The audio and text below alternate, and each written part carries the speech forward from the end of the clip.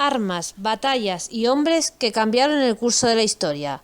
Esto y mucho más en Bellum Artis Historia Militar.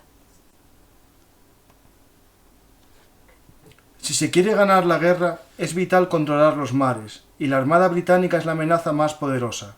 Enfrentarse a los británicos en igualdad de condiciones es algo suicida, pues los ingleses no solo poseen más buques de guerra, sino que además sus tripulaciones son mucho más expertas que las alemanas.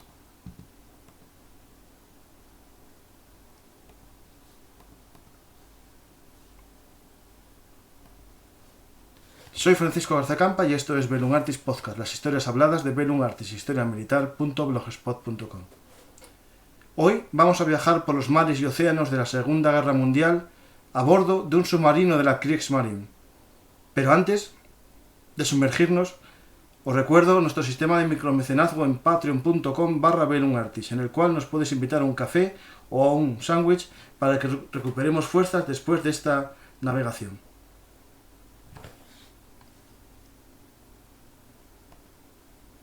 Hoy contamos con la ayuda en este viaje de un almirante o comodoro llamado José Márquez Periano, que será nuestro guía en esta navegación. Hola, José, ¿qué tal? Hola, ¿qué tal? Un placer estar aquí con vosotros. Hoy vamos a hablar contigo sobre tu libro Los lobos de la Kriegsmarine en la Segunda Guerra Mundial, pero también podemos hablar otros días de otros de tus libros, ¿no? Que básicamente tratas casi todos los temas de la Segunda Guerra Mundial, de héroes de la Wehrmacht, también héroes del bando estadounidense, si no recuerdo mal, y de otros, por ejemplo, de pilotos. Vas a sacar uno recientemente, ¿no? Sí, correcto. Aunque desafortunadamente, pues bueno, ¿no? El mercado, como a todos los historiadores, ¿no? Nos obliga a derivar nuestras publicaciones al bando alemán, porque afortunadamente o desafortunadamente, ¿no? Es lo que más gusta y lo que más vende. Sí, es cierto que he tocado otras temáticas, como bien has comentado, como por ejemplo aquellos que ganaron la medalla del honor durante la Segunda Guerra Mundial, o bien, por ejemplo, algunos, porque obviamente no se puede recoger a todos los héroes de la Unión Soviética en un único libro, ¿no? Ahora, por ejemplo, también estoy trabajando en la biografía de un coronel retirado de la USAF, con 36 años de servicio, que combatió en la Segunda Guerra Mundial, en Corea y en Vietnam. Todo un lujo, porque creo que es la primera vez que se va a publicar las memorias completas de un piloto norteamericano en nuestro idioma. Sí. Pues vamos a citarnos, ¿no? Para otro programa sobre ese piloto y sobre otros de tus personajes de tus libros, ¿no? Sobre algún héroe, por ejemplo, del Ejército Rojo, otro héroe de la Wehrmacht o de los que ganaron la medalla de honor del Congreso de los Estados Unidos. Tú vas eligiendo un personaje de cada libro y podemos hacer un programa sobre ellos en vez de hablar sobre todos los personajes de tus libros, ¿no? A lo mejor centrarnos en uno que te llame la atención para picar o que les entre el gusanillo a los oyentes, ¿no? Perfectísimo, es una gran idea, así que me emplazo para otro programa. Sí. Siempre invito al final, pero también a veces al principio. Ya verás cómo vas a repetir, porque voy a intentar que sea amena esta primera vez. José, tus libros se publican en Megara Ediciones, ¿no? Este por lo menos, ¿no? Se publicaban las primeras obras. Este salió en Stuka Ediciones. Luego, por ejemplo, tenéis otros no me acordaré. No me acuerdo de la editorial. Ahora mismo bueno, los tienes en Fokker, los tienes en Stuka Ediciones, los tienes en Media Ediciones, los tienes en Megara Ediciones, que son los primeros, y luego también he tenido algunas colaboraciones con Almena. Con Almena Ediciones, porque me estaba acordando, estaba tratando de acordarme el título de la editorial con la que salió el libro dedicado a Otto Carius, uno de los mejores tanquistas de la Segunda Guerra Mundial, al cual pues tuve el gusto de conocer, tal y como he conocido también a este veterano, ¿no? Porque los 10 años que llevo divulgando, pues he tenido la fortuna y suerte de contactar con muchos veteranos, con civiles, con supervivientes del Holocausto, con supervivientes a la bomba de Hiroshima y un largo etcétera, ¿no? Entonces me ha permitido diversificar mis publicaciones, ¿no?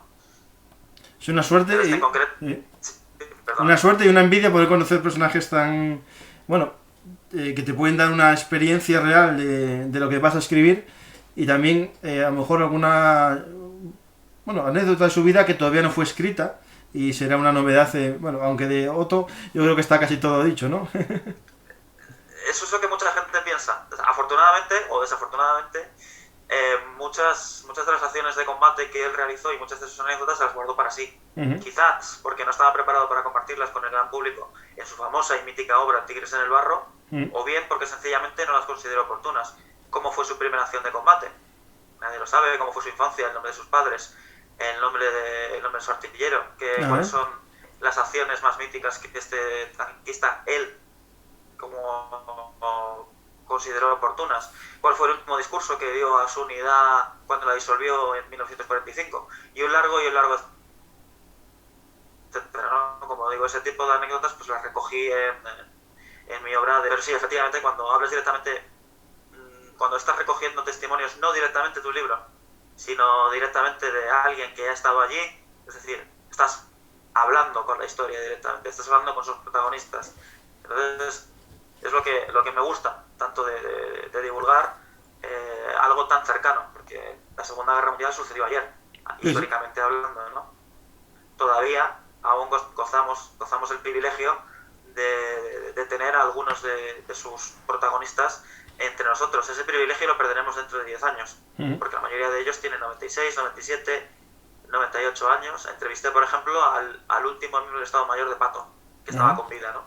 Me demoré en enviarle una carta y en ese tiempo de demora, porque estaba ocupado con otras cosas, el veterano falleció.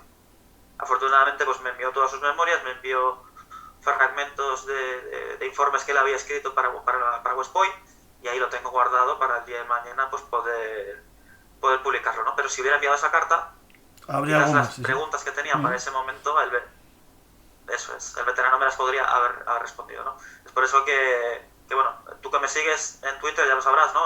Tengo una correspondencia febril con los últimos veteranos de guerra que quedan, precisamente por eso, ¿no? Para tratar de acumular la mayor cantidad de perlas antes de que el cofre de los recuerdos se cierre para siempre. Sí. Ahí yo me acuerdo cuando estudié en la universidad, bueno, recientemente, lo de la memoria oral, ¿no? Es decir, intentar grabar recuerdos de personas con una vida como la experiencia de la guerra mundial, la guerra civil, para que no se olvide su historia, ¿no? Y después ya con el tiempo, pues que alguien lo escriba o que alguien lo dé de formato de publicación. Sí, ahí tienes toda la razón. Y bueno, es algo que queda poco tiempo para exprimir lo poco que nos queda de esa fuente, ¿no? Los escritos están ahí, incluso en escritos hay mucho oculto, ¿no? En archivos, acumulado en secretos de Estado y todo eso que irá saliendo, pero lo que es verdad, lo que tú dices, que la memoria de un combatiente va a desaparecer cuando él muera, ¿no? Y eso es importante, eso. Si gente como tú, José, lo vais sacando, pues los demás podremos disfrutarlo y conocerlo, ¿no? Y aquí hoy vamos a hablar de tu libro Los Lobos de la Kriegsmarine, ¿no? Que hablas de personajes, de estos héroes de las guerras submarinas, ¿no? De estos capitanes de sumergible, más que de submarino, a lo mejor, porque al principio su capacidad era muy, muy limitada, ¿no? De estar bajo el mar, pues eso, sumergían, no estaban todo el rato como un submarino nuclear actual, que puede estar un mes bajo el agua. Pero estos submarinos o sumergibles eran casi, no sé, podemos decir, un poco los últimos casi personajes un poco, ¿cómo quiero decirlo? Como estos románticos, ¿no? Es decir, era una guerra que, aunque era cruel, ¿no? Era una guerra que todavía se parecía algo al siglo XVIII o XVII, navegando por los mares en busca de una aventura, ¿no? De hecho, ellos en parte lo veían así, ¿no? Era una salida casi a la aventura, ¿no? No sabían dónde irían ni dónde vendrían, ¿no? Claro, eso es. Por ejemplo, hay que recordar, y creo que es un dato bastante fundamental, que la gente que estaba dentro de ese submarino no eran tipos de 30, 40 años como nosotros, ¿no? Sino que eran chavales de 20 años, ansiosos de, como tú bien has dicho, de aventura, de reconocimiento y sobre todo hambrientos de éxitos y de medallas. Por supuesto, esto no hay que olvidarlo, ¿no? Luego también existía una gran camaradería que a veces no se menciona en las tripulaciones de submarino y en la propia arma submarina propiamente dicha. Es un sentimiento que Cardenich desde un principio quiso inculcar en todas las tripulaciones y creo que en cierta forma lo consiguió. Por poner un ejemplo, pues él mismo entregaba siempre las condecoraciones nada más que el submarino pues llegar a puerto, ¿no? Todas las tripulaciones se iban juntas de vacaciones, ¿no? Entre comillas. Sí. Cuando no estaban en servicio, pues se iban todos a una estación de esquí, por ejemplo, y toda la unidad pues disfrutaba junto de de dicho servicio, ¿no? Entonces, al final, esta camaradería que surge y que Katniss inculcó, pues también ayuda a que esa tripulación pues funcione perfectamente, ¿no? Funcione como un reloj. Pues recordemos, ¿no?, que el submarino tiene un montón de partes, ¿no? Un montón de personas que están ocupadas de diferentes aspectos del sumergible. Entonces, no es solo el capitán que mira a través del periscopio y que ordena disparar, ¿no? Está el tipo que mete el torpedo, el tipo que lo prepara, el tipo que cierra los tubos y un largo, etcétera, ¿no? Entonces, sí, sin lugar a dudas, ese aspecto de aventura y de emoción por ir a la guerra era algo habitual en estas situaciones, recordemos, de veinteañeros. Pues estos veinteañeros, en el fondo, ¿no?, eran los herederos, ¿no?, de una tradición no muy antigua, o digamos, no de un largo abolengo, que es el de la marina alemana, ¿no? Alemania como país surge a mediados del siglo XIX, pero sí que creó durante ese tiempo, ¿no?, que digamos desde que se funda Alemania hasta la Segunda Guerra Mundial, hablamos de unos 80 años, 90, ¿no?, en el que sí se crea una tradición militar, un legado marinero que surge con el ejército imperial, ¿no?, con la armada imperial y previamente con las armadas prusiana y las armadas de los anteriores principados o estados alemanes con costa, ¿no? Pero nosotros nos vamos a centrar sobre todo en hablar, ¿no?, de los antecedentes de la Reichsmarine y sobre todo de la Kriegsmarine, ¿no?, que es el personaje, nuestro protagonista. Esa armada marina de guerra, ¿no?, armada, perdonad por el término, que es un término más español, solo para la Armada Española, la Marina de Guerra alemana, ¿no?, la que le da ese nombre Hitler, basándose en lo que quedó, ¿no?, de la Reichsmarine, que había sido heredera, ¿no?, de la Marina Imperial, ¿no? Sí, eso es. Hay que recordar que la Marina Imperial surge, como bien has comentado, a finales del siglo XIX, concretamente en 1872, obviamente, por supuesto, años antes de que se inicie la Primera Guerra Mundial.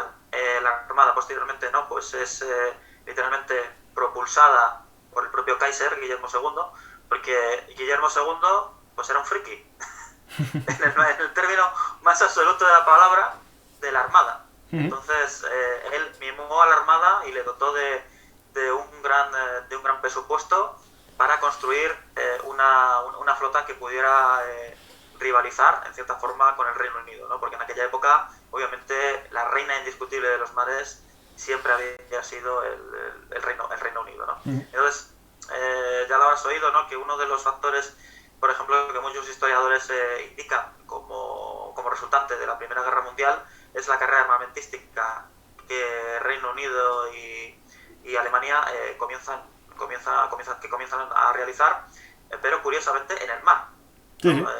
Sí. Es lo más curioso, ¿no? Entonces, tú construyes un Dreadnought, pues yo construyo otros dos, yo construyo otro Dreadnought más grande, con mejor armamento, con cañones más gordos, pues venga, yo voy a construir otro. Los famosos, ¿no?, los Dreadnought y los Pre-Dreadnought y los Dreadnought, y la escuela, por ejemplo, la escuela de los grandes barcos, ¿no?, de superficie, y después frente a la escuela joven, ¿no?, la escuela francesa, que prefería muchos barcos pequeños.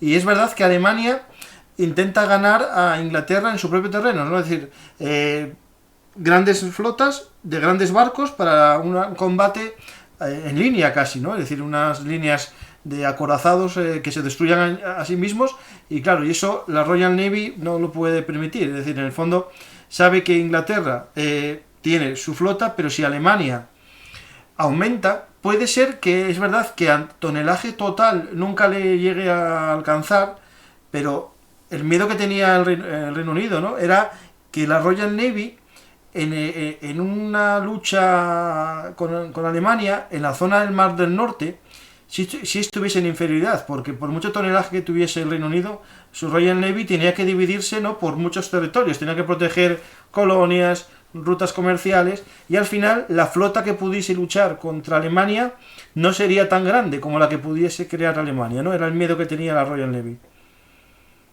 Claro, hay que recordar que antes del inicio de la Primera Guerra Mundial, el Reino Unido se ve a sí mismo como un árbitro en Europa. Trata de mantener algo que es muy importante, que es el equilibrio de poderes.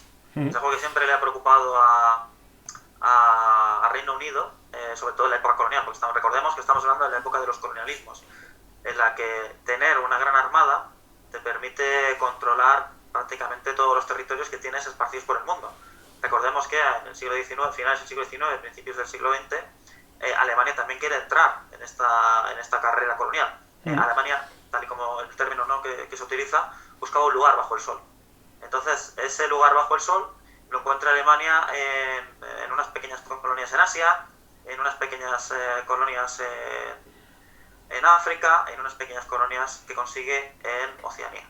Entonces, para llevar allí tropas, unidades, suministros, no hay aviones. Recordemos que todavía no existe la aviación está prácticamente en calzoncillos, ¿no? Como aquel que dice, si tú quieres llevar tropas, hombres o traer las riquezas de tus colonias, obligatoriamente tienes que utilizar barcos. Los barcos también, recordemos, son utilizados como un arma diplomática disuasoria. Es decir, cuando tú tienes problemas con otro estado fronterizo con el que pues tengas, no sé, hay un puerto, envías tus barcos, los pones delante del puerto y eso, creas que no, alivia mucho. No, eso se llamaba, si no recuerdo mal, la embajada de destructores, o la embajada de... Se llama así. Sí. Exacto. Era mandar un par de patrulleras de cañoneras, ¿no? Era diplomacia de cañoneras, justo. Exacto. Y de hecho, este tipo de diplomacia, por ejemplo, fue utilizado contra Japón. Seguramente recordarás este ejemplo. Fue utilizado también contra Nicaragua, quiero recordar, o contra algún país latinoamericano con el que Alemania tuvo algún tipo de... Nicaragua, creo que fue. Algún tipo de problema diplomático a finales del siglo XIX. Y lo mismo pasó con China, recordemos, ¿no?, con el levantamiento de los Boxers y todo esto. Entonces, era el uso de la época, ¿no? Entonces, al tener y al querer tener colonias por todo el mundo, pues obviamente necesitas una marina fuerte. Entonces, eso y el deseo del Kaiser de tener una armada grande y bonita, la niña de sus ojos, pues obligó a Alemania a empezar a construir una imponente armada. Sí, de hecho, muy bien dijiste que empezó en 1871, ¿no? Este nacimiento de esta armada imperial de guerra, ¿no? La marina de guerra, que se llamó después así, y le llamaban a cada barco, ¿no? Porque es importante recordar que aunque antiguamente, por ejemplo, España, ya tenemos un programa sobre la Armada Española del siglo XVI, era muy habitual que los barcos, algunos fuesen del reino, ¿no?, del rey, pero otros fuesen como prestados o alquilados, ¿no?, o digamos una especie de subcontrata. Aquí, en este siglo XIX, ya estamos ante las naciones, ¿no? Estamos ante los estados ya con cierta visión moderna, y aquí hablamos ya de que son del Estado, pero en este Estado, del Estado imperial, ¿no? Y le dan el nombre a cada barco de la flota SMS, ¿no? Como en los HMS de la Royal Navy, aquí eran SMS, ¿no? Yo lo voy a decir en español, que era un barco de su majestad, ¿no? Pero en alemán es más complicado, que era Seiner Majestat Schiff, algo así. Así es, porque claro, recordemos, ¿no?, quién es la cabeza del Estado del Imperio Alemán. Pues es el Kaiser. ¿Quién ha impulsado el nacimiento, bueno, no el nacimiento, sino el crecimiento y desarrollo para poder lidiar, por decirlo de alguna forma, con el problema colonial y tratar de estar a la misma altura que el Reino Unido? El propio Kaiser. Entonces, el propio Kaiser, como ya hemos dicho, ¿no?, como tú bien has dicho, dice, son mis barcos. Entonces, tiene que quedar muy claro desde el principio que cuando hay un barco del Imperio Alemán con su bandera ondeando, está el Kaiser allí. Porque el barco es propiedad del Kaiser. Es una extensión del poder terrenal del Kaiser. Allá donde haya un barco, está su Real Majestad. Y digamos, estos primeros años, ¿no?, coincide un poco con las victorias contra Francia, ¿no?, la ocupación de París, y este año 1870 y la década hasta los 90 es un inicio que promete, ¿no? Es decir, esta armada o esta flota imperial empieza a crecer, ¿no? Tiene una buena carrera, ¿no?, entre 1870 y 1890.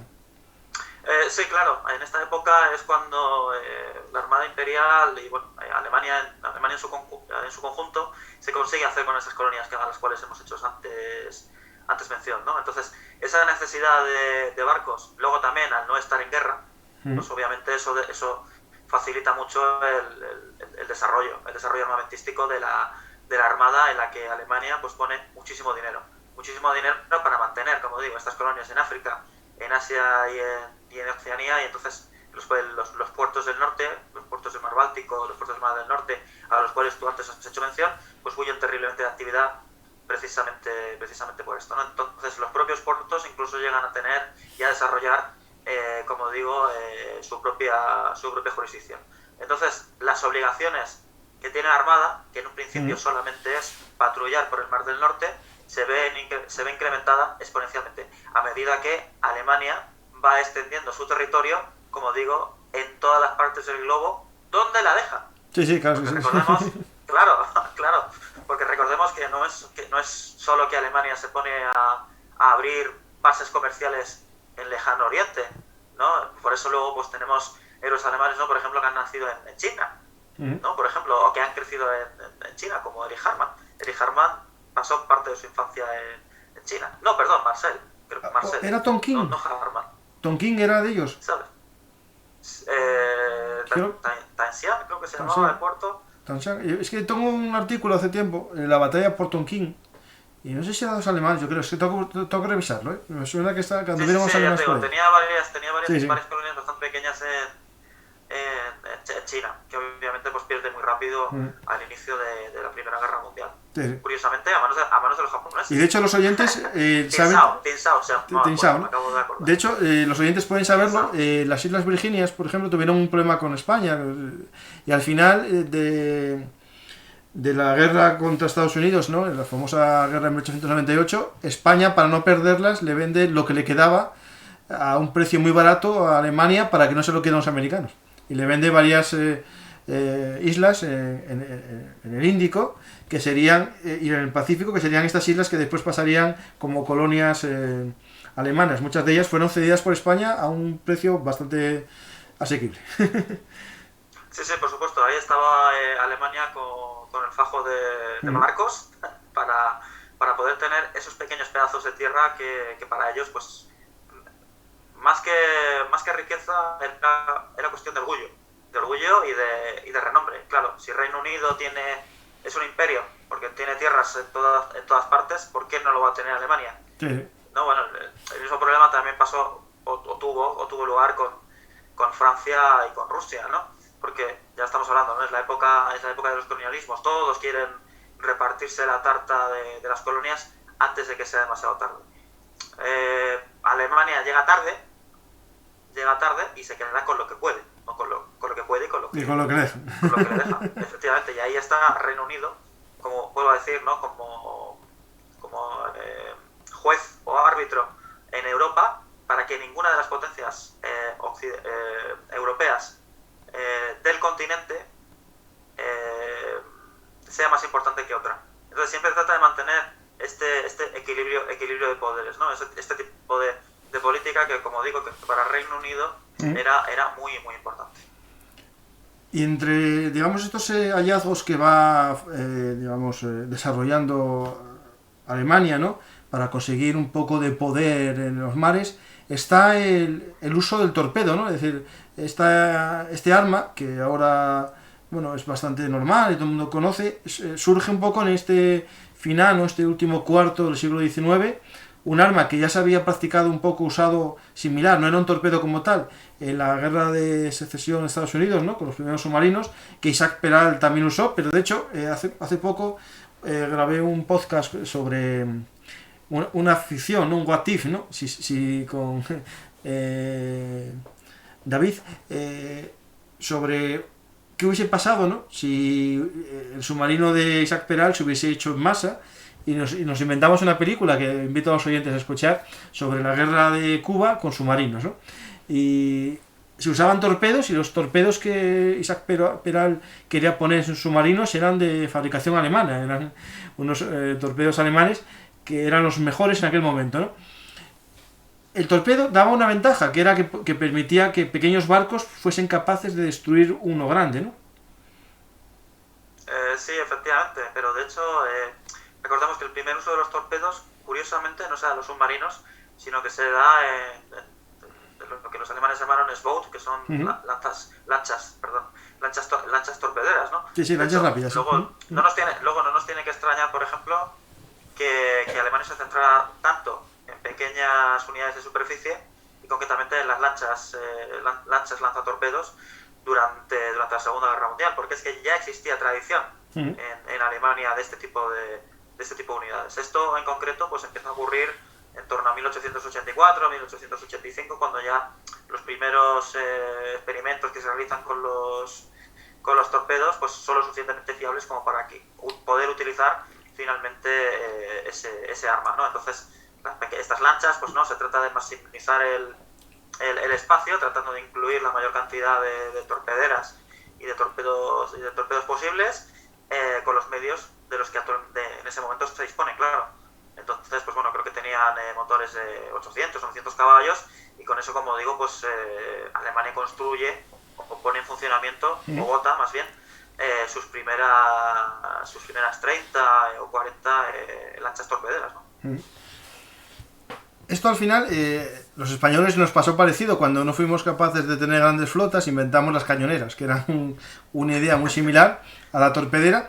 De hecho, Alemania la usaba ya estos S-Boot, ¿no? Estas lanchas rápidas, pero siempre era como un arma secundaria frente a las grandes masas de acorazados de tipo Dreadnought, que serían los que se enfrentaron, por ejemplo, en la batalla de Jutlandia, ¿no? La famosa batalla de Jutlandia posteriormente. Pero también en este periodo, ¿no? En este periodo antes de la Gran Guerra, Alemania comienza una investigación, ¿no? Sobre nuevos barcos, y aquí nuevos barcos y nuevos usos navales, ¿no? Y aquí es cuando aparece un personaje que sería muy importante, ¿no? Que es Alfred von Tirpitz, ¿no? Y su escuela de la oficina de la Armada, ¿no? El papel que él tuvo para desarrollar la Armada, que sería la que se enfrentaría a la Royal Navy en la Primera Guerra Mundial, ¿podríamos hablar algo para después ir aprendiendo cosas para la Segunda Guerra Mundial? Sí, claro.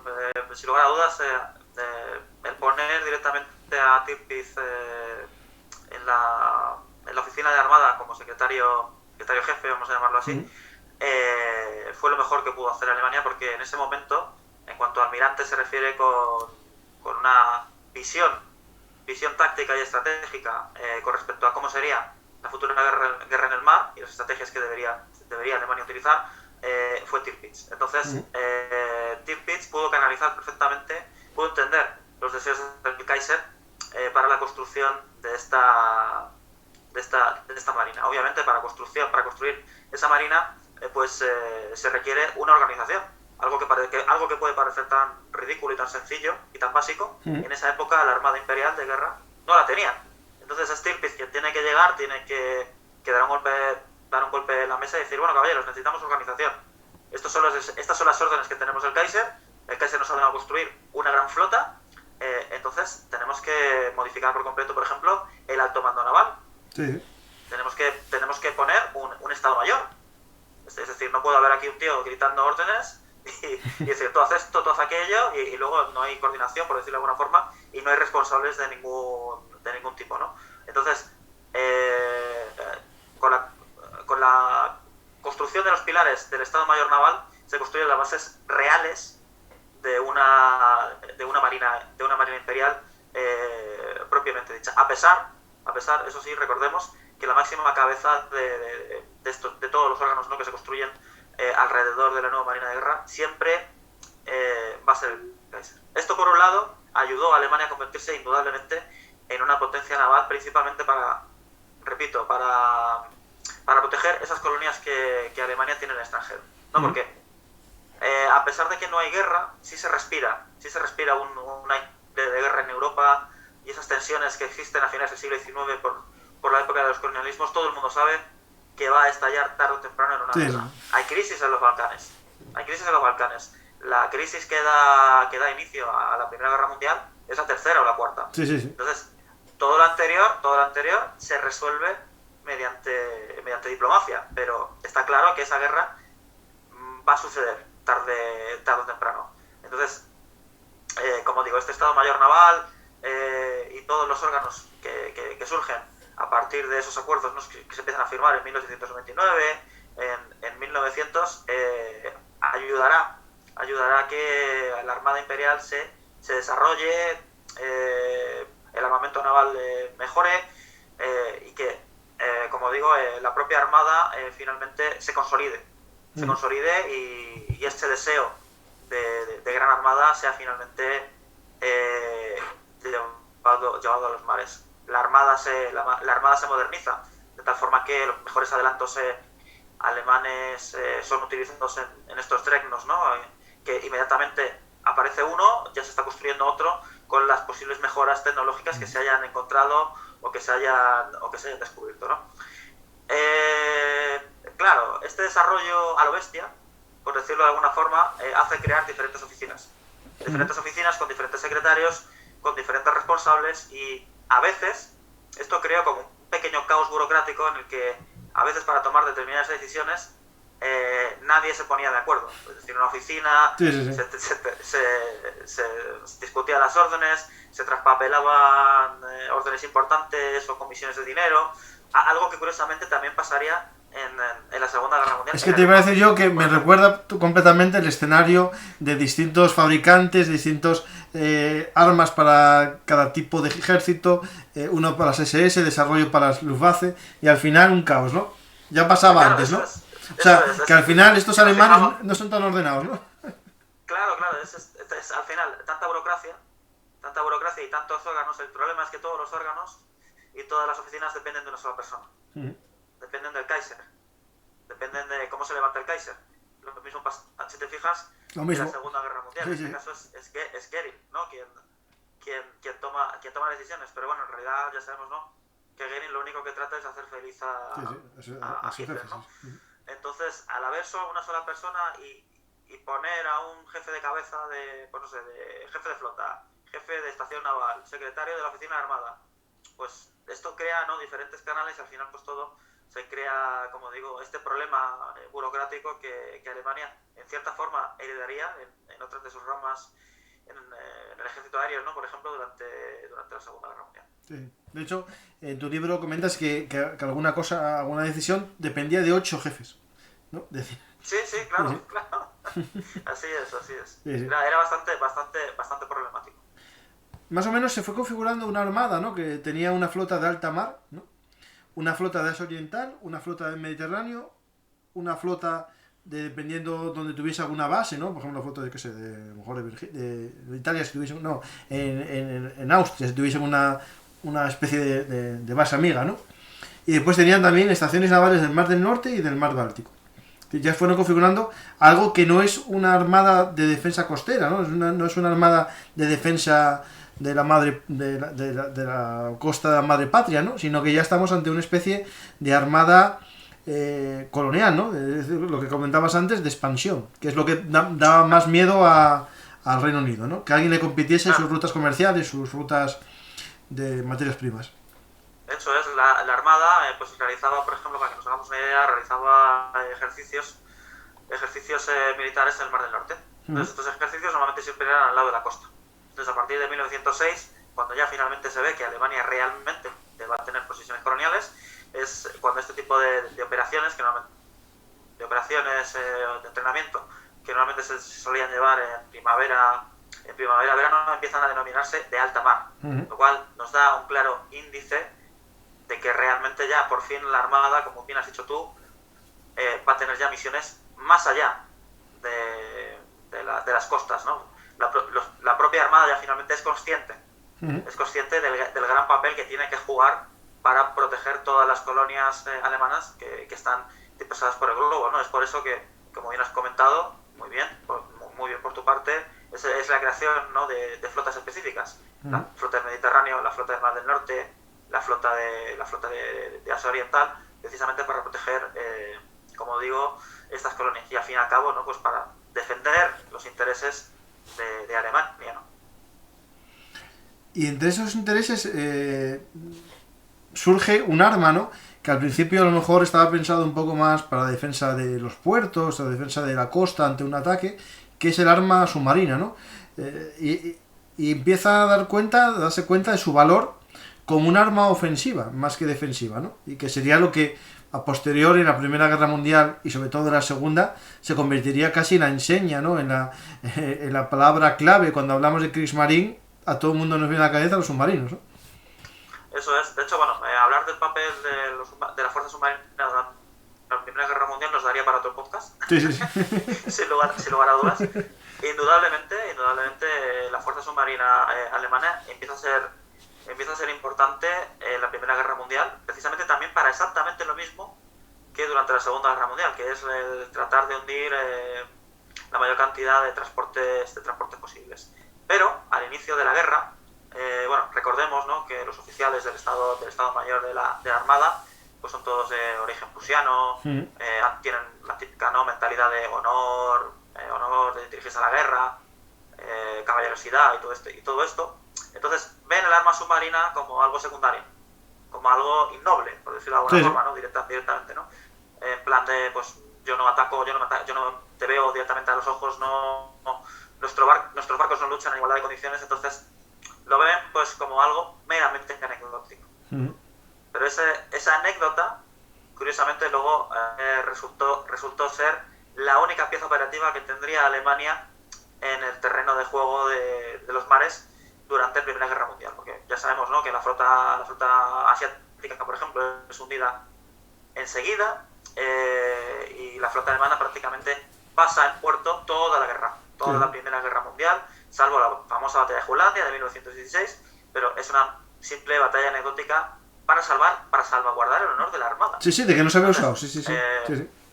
Claro, eso es. Bueno, no vamos a entrar en detalles sobre la batalla de Jutlandia ni todo esto, pero lo que quiero decir es que las únicas piezas o barcos que estaban combatiendo en el mar constantemente eran los submarinos. Por eso, los ases submarinistas de la Primera Guerra Mundial consiguieron un índice de victorias o de tonelaje hundido muy parecido al de los comandantes de U-Boats de la Segunda Guerra Mundial. De hecho, el mayor as de la historia que ha hundido, de mayor tonelaje que ha conseguido hundir durante una guerra, no es un comandante submarino de la Segunda Guerra Mundial, sino de la Primera, al cual, pues como siempre, ¿no?, podemos emplazar para hablar de él en otro programa, ¿no?, porque su biografía es apasionante. Pero bueno, resumiendo, ¿dónde está el punto de inflexión en el que Alemania considera que realmente esto de los submarinos merece la pena? Bueno, la primera acción notoria, la primera acción que realmente demuestra que los submarinos son efectivos, tiene lugar el 22 de septiembre de 1914, cuando un submarino, el U-9, consigue hundir tres buques británicos en menos de una hora. Tres buques de guerra completamente nuevos, pertenecientes a la séptima flotilla, si mal no recuerdo, y con solamente 6 torpedos, un capitán pasa a la historia. Este capitán es Eduard Weddigen, el cual se convierte en un héroe de guerra y en un héroe nacional. Entonces, el primer héroe de guerra que tienen los alemanes en la Primera Guerra Mundial no es el Barón Rojo. Sí. El primer héroe al uso que tiene Alemania es este joven oficial de submarino, que de la noche a la mañana se convierte en alguien totalmente desconocido, al ser toda una celebridad al hundir tres buques en una sola acción de combate. Entonces eso demuestra inmediatamente a la Armada Imperial que los submarinos realmente son una amenaza a tener en cuenta. Y es por eso que Alemania, la Armada Imperial, desde ese momento decide mantener esos submarinos haciendo la guerra durante toda la Primera Guerra Mundial. Y como digo, el primer héroe de la Primera Guerra Mundial alemán, el cual es elevado a los altares para ser adorado por las juventudes alemanas, es Otto Weddigen. Luego, posteriormente, tras su muerte, Alemania tiene que buscar a otro héroe. Y ese héroe, como digo, lo encuentran en los cielos, a los mandos de un Fokker. Ese héroe, como ya sabemos, es Manfred von Richthofen, el Barón Rojo. Pues bueno, el papel de la Armada Imperial durante la Primera Guerra Mundial daría para otra historia, ¿no? Pero estamos hablando de esto para ir uniendo cabos, ¿no? Es decir, al final de la Primera Guerra Mundial, el Tratado de Versalles, pues prohíben a Alemania casi tener una flota en condiciones, ¿no? La famosa Scapa Flow. Prohíben el arma submarina completamente, ¿no? Pero Alemania tiene una suerte, o se olvidan los aliados o se los esconden, es que básicamente no les mandan a entregar toda la documentación, todos los planos, todos los sistemas que tenían de construcción naval, ¿no? Y al final Alemania encuentra que, vale, yo no puedo fabricar, yo no puedo investigar, pero puedo mandar mis ingenieros a Holanda, puedo mandar mis ingenieros, no sé, a Italia para que practiquen allí, ¿no? Sí, claro, efectivamente. El Tratado de Versalles fue directamente un insulto para Alemania. Como ya sabemos, y daría pie a una segunda guerra, a la Segunda Guerra Mundial, ¿no? O fue uno de los principales precursores o motivos. Sí. Yo siempre he considerado, por ejemplo, que la Guerra Mundial, la Primera y la Segunda Guerra Mundial, en realidad es solamente una guerra. Sí. Es la misma guerra, sí. De hecho, bueno, ya sabes, creo que fue el presidente norteamericano el que dijo que con el Tratado de Versalles iban a tener una paz de 20 años. Y fue exactamente lo que pasó, ¿no? Sí. Entonces, les obligan a destruir los submarinos, a no tener aviación, a no desarrollar aviación, etcétera, etcétera. Pero como tú bien has dicho, se olvidan de algo muy importante, de todos los adelantos tecnológicos que han realizado y de toda la documentación y de toda la experiencia que han adquirido con el manejo de los U-Boats. Entonces, toda esa información es retenida por la Reichsmarine, que es la sucesora de la Marina Imperial, y claro, eso es utilizado a escondidas, como tú bien has dicho, para construir otros buques, o por lo menos para iniciar posibles acuerdos comerciales con otros países para empezar a desarrollar la fuerza submarina, ¿no? Y de hecho incluso hasta llegaron a montar una especie de marca blanca, una empresa, NV Ingenieur Scanator Bur Schiplov, no sé cómo se dice muy bien, IVS, en Holanda, ¿no? Sí, eso es. De hecho, aunque pensemos que el desarrollo armamentístico empieza con Hitler, en el momento en el que sube al poder en 1973, la idea es totalmente errónea. Es decir, los oficiales del Estado Mayor, que ahora mismo tienen un ejército de solamente 100.000 hombres, por el Tratado de Versalles, hacen todo lo que pueden para engañar al Tratado de Versalles y a los observadores de la Sociedad de Naciones. Entonces, de hecho,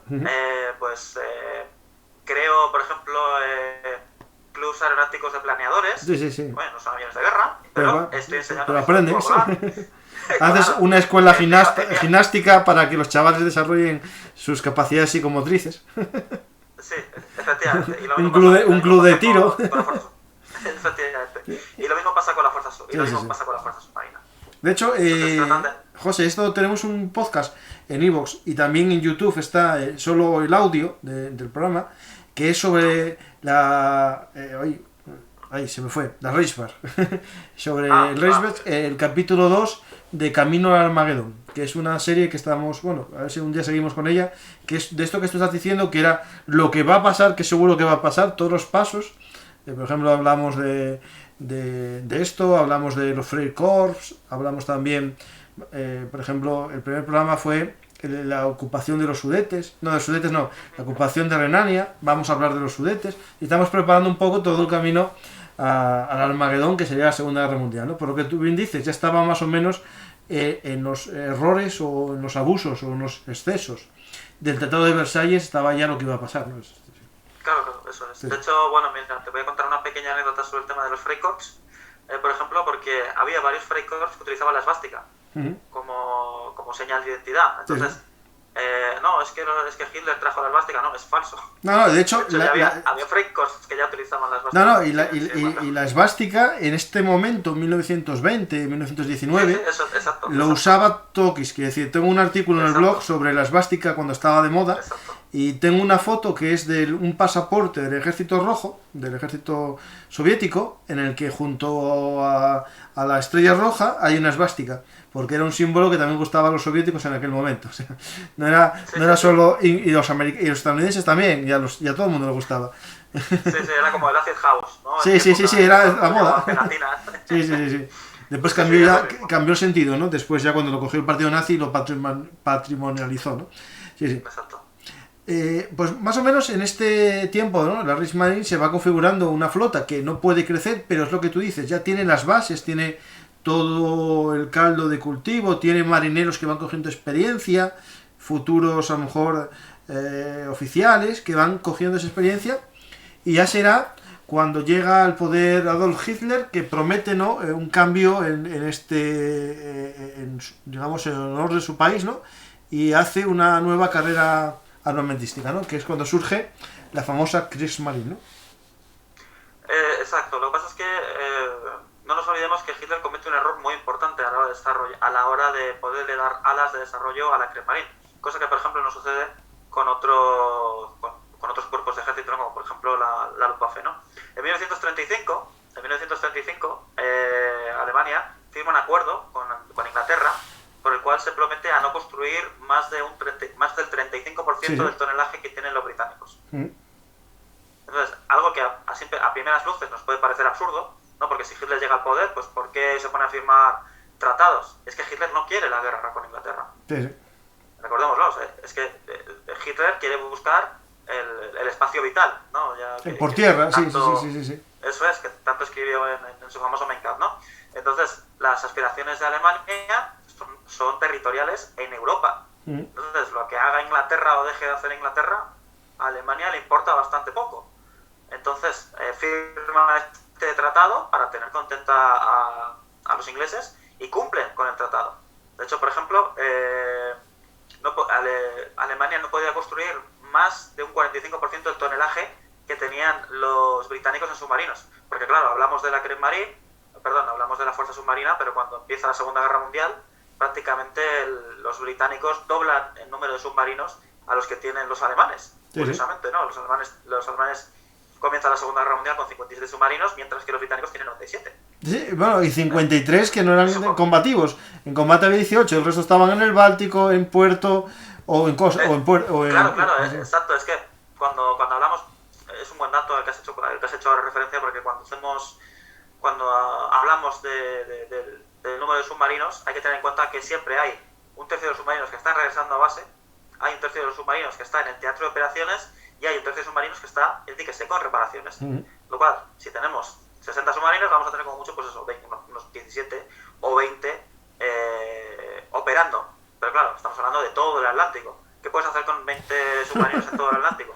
Lo que tú y yo sabemos, nada, no se puede hacer nada. Tienes pequeños éxitos aislados y eso es todo.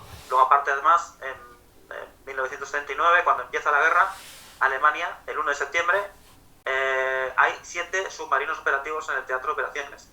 7, 50, ni 200, ni 300, son 7 submarinos. Es ridículo, es ridículo. Y 7 que tampoco eran como los del final de la guerra, su capacidad operativa es muy corta. De hecho, tenemos un podcast que es sobre submarinos en el Caribe, que hablamos un poquitín de esta introducción, digamos, de cómo comenzó la guerra y después cómo se fue al escenario del Caribe, porque era más tranquilo, se podía hacer más daño, porque claro, la capacidad armamentística de Alemania nunca debió pasar operativos, incluso cuando llegó a tener 200, a la vez más de 30 en combate o 40 nunca llegó a tener. Eso es. Sí, es cierto, creo que fue en 1942, 1943, cuando llega un momento en el que realmente ya Dönitz tiene esos 300 submarinos operativos y finalmente puede llevar la guerra que él quiere llevar al Atlántico, pero ya es demasiado tarde. Sí. Ya es demasiado tarde, como veremos más adelante, sí. ¿no? Pues un poco vamos teniendo, ¿no?, ese comienzo de la Kriegsmarine, ¿no? Y básicamente empiezan con unos pequeños submarinos, ¿no? Que digamos son unos que me hace gracia el nombre, que le llaman los piraguas, ¿no? Unos submarinos tipo 2 que eran muy pequeñitos, que ese sería básicamente lo que tenían básicamente como submarino modelo, ¿no? Sí, eso es de entrenamiento, básicamente. Luego tenían el tipo 3, creo, y el tipo 4, que eran del tipo fluvial y costero, que podían llevar entre 2 y 4 torpedos. Entonces, dime tú qué haces tú con un submarino con 2 torpedos. Hombre, para defender un puerto todavía, pero para hacer una operación oceánica es como un viaje en balde. No se puede. Y los tipos 7 que hay en este momento apenas pueden pasar sumergidos 2 horas debajo del agua. Sí. Entonces no tienen la capacidad operativa que nos imaginamos, ¿no? En plan de estar horas ahí debajo del agua persiguiendo sus objetivos. No, eso ocurre con otros submarinos mucho más modernos más adelante, a medida que la guerra va continuando y Alemania pues va realizando, ¿no?, diferentes avances tecnológicos que utiliza en la creación de nuevos submarinos. Sumergibles, como tú bien has comentado anteriormente, hasta el tipo 22, me parece que es, o el tipo 23, que es realmente el primer submarino moderno. Submarino que puede pasar hasta 24 horas debajo del agua y operar sin ningún tipo de problemas, porque las baterías que tiene son como mínimo 3 veces más o mejores que la de cualquier mejor submarino que había en ese momento. De hecho, cuando estábamos hablando ahora mismo de más adelante en la guerra, ¿no?, y que había pocos submarinos, en el fondo era una lucha, ¿no?, por concepciones estratégicas. Volvemos a lo que habíamos hablado antes, ¿no?, de la lucha de grandes barcos en superficie o pequeñas flotas de, por ejemplo, lanchas rápidas, destructores y submarinos, que sería otra apuesta. Alemania, al comienzo, Hitler apuesta, yo creo que por ese, pues la opción de grandes barcos, ¿no?, dentro de lo que se había permitido en ese tratado que hace con Inglaterra, en el llamado Plan Z, ¿no? Así es, el Plan Z es un plan de modernización de la fuerza de la armada alemana, de la Kriegsmarine, impulsada por el gran almirante Raeder, que es el máximo responsable de la Kriegsmarine. Obviamente esto le da un papel secundario a la fuerza submarina, y además, al no ser un conocedor de los temas del mar, pues obviamente hace caso a Raeder, ¿no? Al fin y al cabo Raeder es su experto. Sí es cierto que tienen la fortuna de contar con un capitán de submarino que ha tenido dos submarinos bajo su mando durante la Primera Guerra Mundial, que utilizó una técnica llamada manada de lobos durante la Primera Guerra Mundial para luchar contra los convoys aliados. Este joven oficial, que durante la Primera Guerra Mundial tenía 21, 22, 23 años, durante la guerra, toma buena nota de estas estrategias y al final, ¿no?, por circunstancias, acaba siendo el máximo responsable de la fuerza submarina alemana del Tercer Reich. Este caballero es Cardenich, como ya tus seguidores sabrán, ¿no? Entonces, Cardenich cree que la única forma de poder ganar la batalla del Atlántico es realizando algo muy parecido a lo que se hizo durante la Primera Guerra Mundial, que es tratar de hacer un bloqueo mercantil a Reino Unido. Porque recordemos que Reino Unido no deja de ser una isla. Entonces, cuando Reino Unido entra en guerra, todas las materias primas y toda la serie de suministros las tiene que traer por mar. Recordemos otra vez, aunque sí hay aviones, no hay aviones transatlánticos que sean capaces de recorrer grandísimas distancias con cientos de toneladas, ¿no? Entonces es por eso que todos los suministros tienen que pasar obligatoriamente por el mar. Entonces ahí Cardenich ve la posibilidad de poder ganar la guerra y hacer que Inglaterra hinque la rodilla. ¿Cuál es el problema? Que está el Plan Z sobre la mesa. Y Hitler, pues sí, Denich y tal, puede que le eleve un poco el tono de voz en las reuniones, pero dice, no, voy a seguir este plan que me ha dado Raeder, tendremos la marina preparada en 1945. Sí. Recordemos, el Plan Z iba a empezar el 1 de enero de 1939 y iba a acabar a finales de 1945 para que Alemania tuviera más o menos el mismo tonelaje que Inglaterra tenía en 1939. Lo cual significa que a pesar de todo el esfuerzo y los miles de millones de marcos que Alemania se iba a gastar en ese Plan Z, en ningún momento iba a llegar al poder naval de Reino Unido, porque claro, no es lo mismo el poder naval que tiene el Reino Unido en 1969 al poder naval que tiene el Reino Unido en 1945, ¿verdad? Entonces, pues ahí está ahí esa tesitura, ¿no? Entonces, cuando de hecho, José, el 1 de septiembre de 1969, algo que muy poca gente sabe es que Raeder se da cuenta. A ver, Raeder, el propulsor del Plan Z, no es imbécil. O sea, él no es gran almirante solamente porque sea amigo de él. Este tipo, pues, sabe lo que hace. Entonces, ve que el Plan Z está en pañales, que no tienen los suficientes barcos como para poder hacer prácticamente nada contra la Royal Navy, y entonces se reúne con Hitler el 3 de septiembre de 1939. Y entonces Raeder le dice a Hitler muy claramente, señor Hitler, para que podamos tener una posibilidad en la batalla del Atlántico, tenemos que utilizar los submarinos, tenemos que utilizar la fuerza submarina. Y Hitler dice, no, paparruchas. Y esa reunión queda en nada, como digo. De hecho, justo en enero enero del 39, poco después, es cuando viene el ataque, ¿no? Lo acabas de decir, en Polonia, en septiembre, y en aquel momento no había nada del plan Z hecho. Se había empezado a hacer dos grandes acorazados, ¿no? De la clase H, el famoso Zeppelin, ¿no? Ese gran Zeppelin, ese portaaviones que quedó después como secadero de madera, si no recuerdo mal. Y quedó todo paralizado y al final se gastó tiempo, medios económicos para nada. ¿Y cuándo deciden al final empezar a hacer submarinos? Es decir, tiene que haber un momento en el que decidan, bueno, Donich le voy a hacer algunos submarinos más, ¿no? ¿Qué tendría que ver? Por Vale, ejemplo, pues muy bien. Donich, recordemos, es un veterano de la Primera Guerra Mundial. Entonces, Donich sabe lo que pasó en la Primera Guerra Mundial. ¿Qué es lo que pasó? Hubo un tipo que hizo una hazaña y de repente toda Alemania dijo, ostras, los submarinos molan.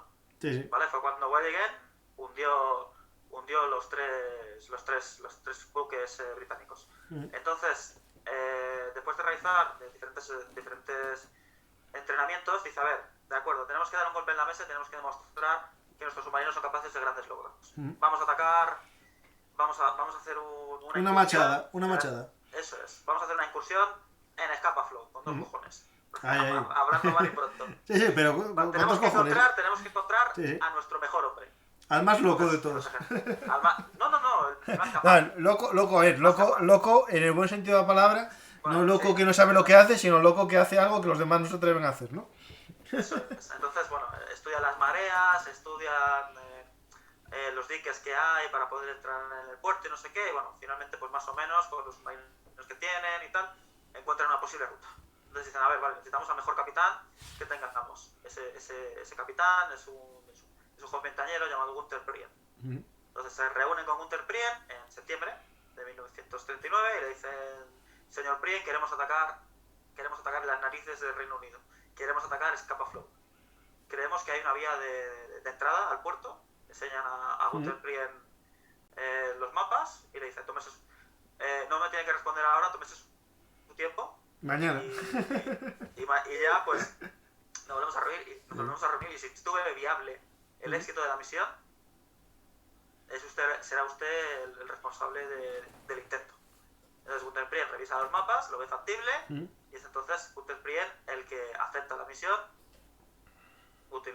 va con su submarino y consigue hundir al Royal Cove, ¿no? Como ya sabemos, el 14 de octubre de 1969.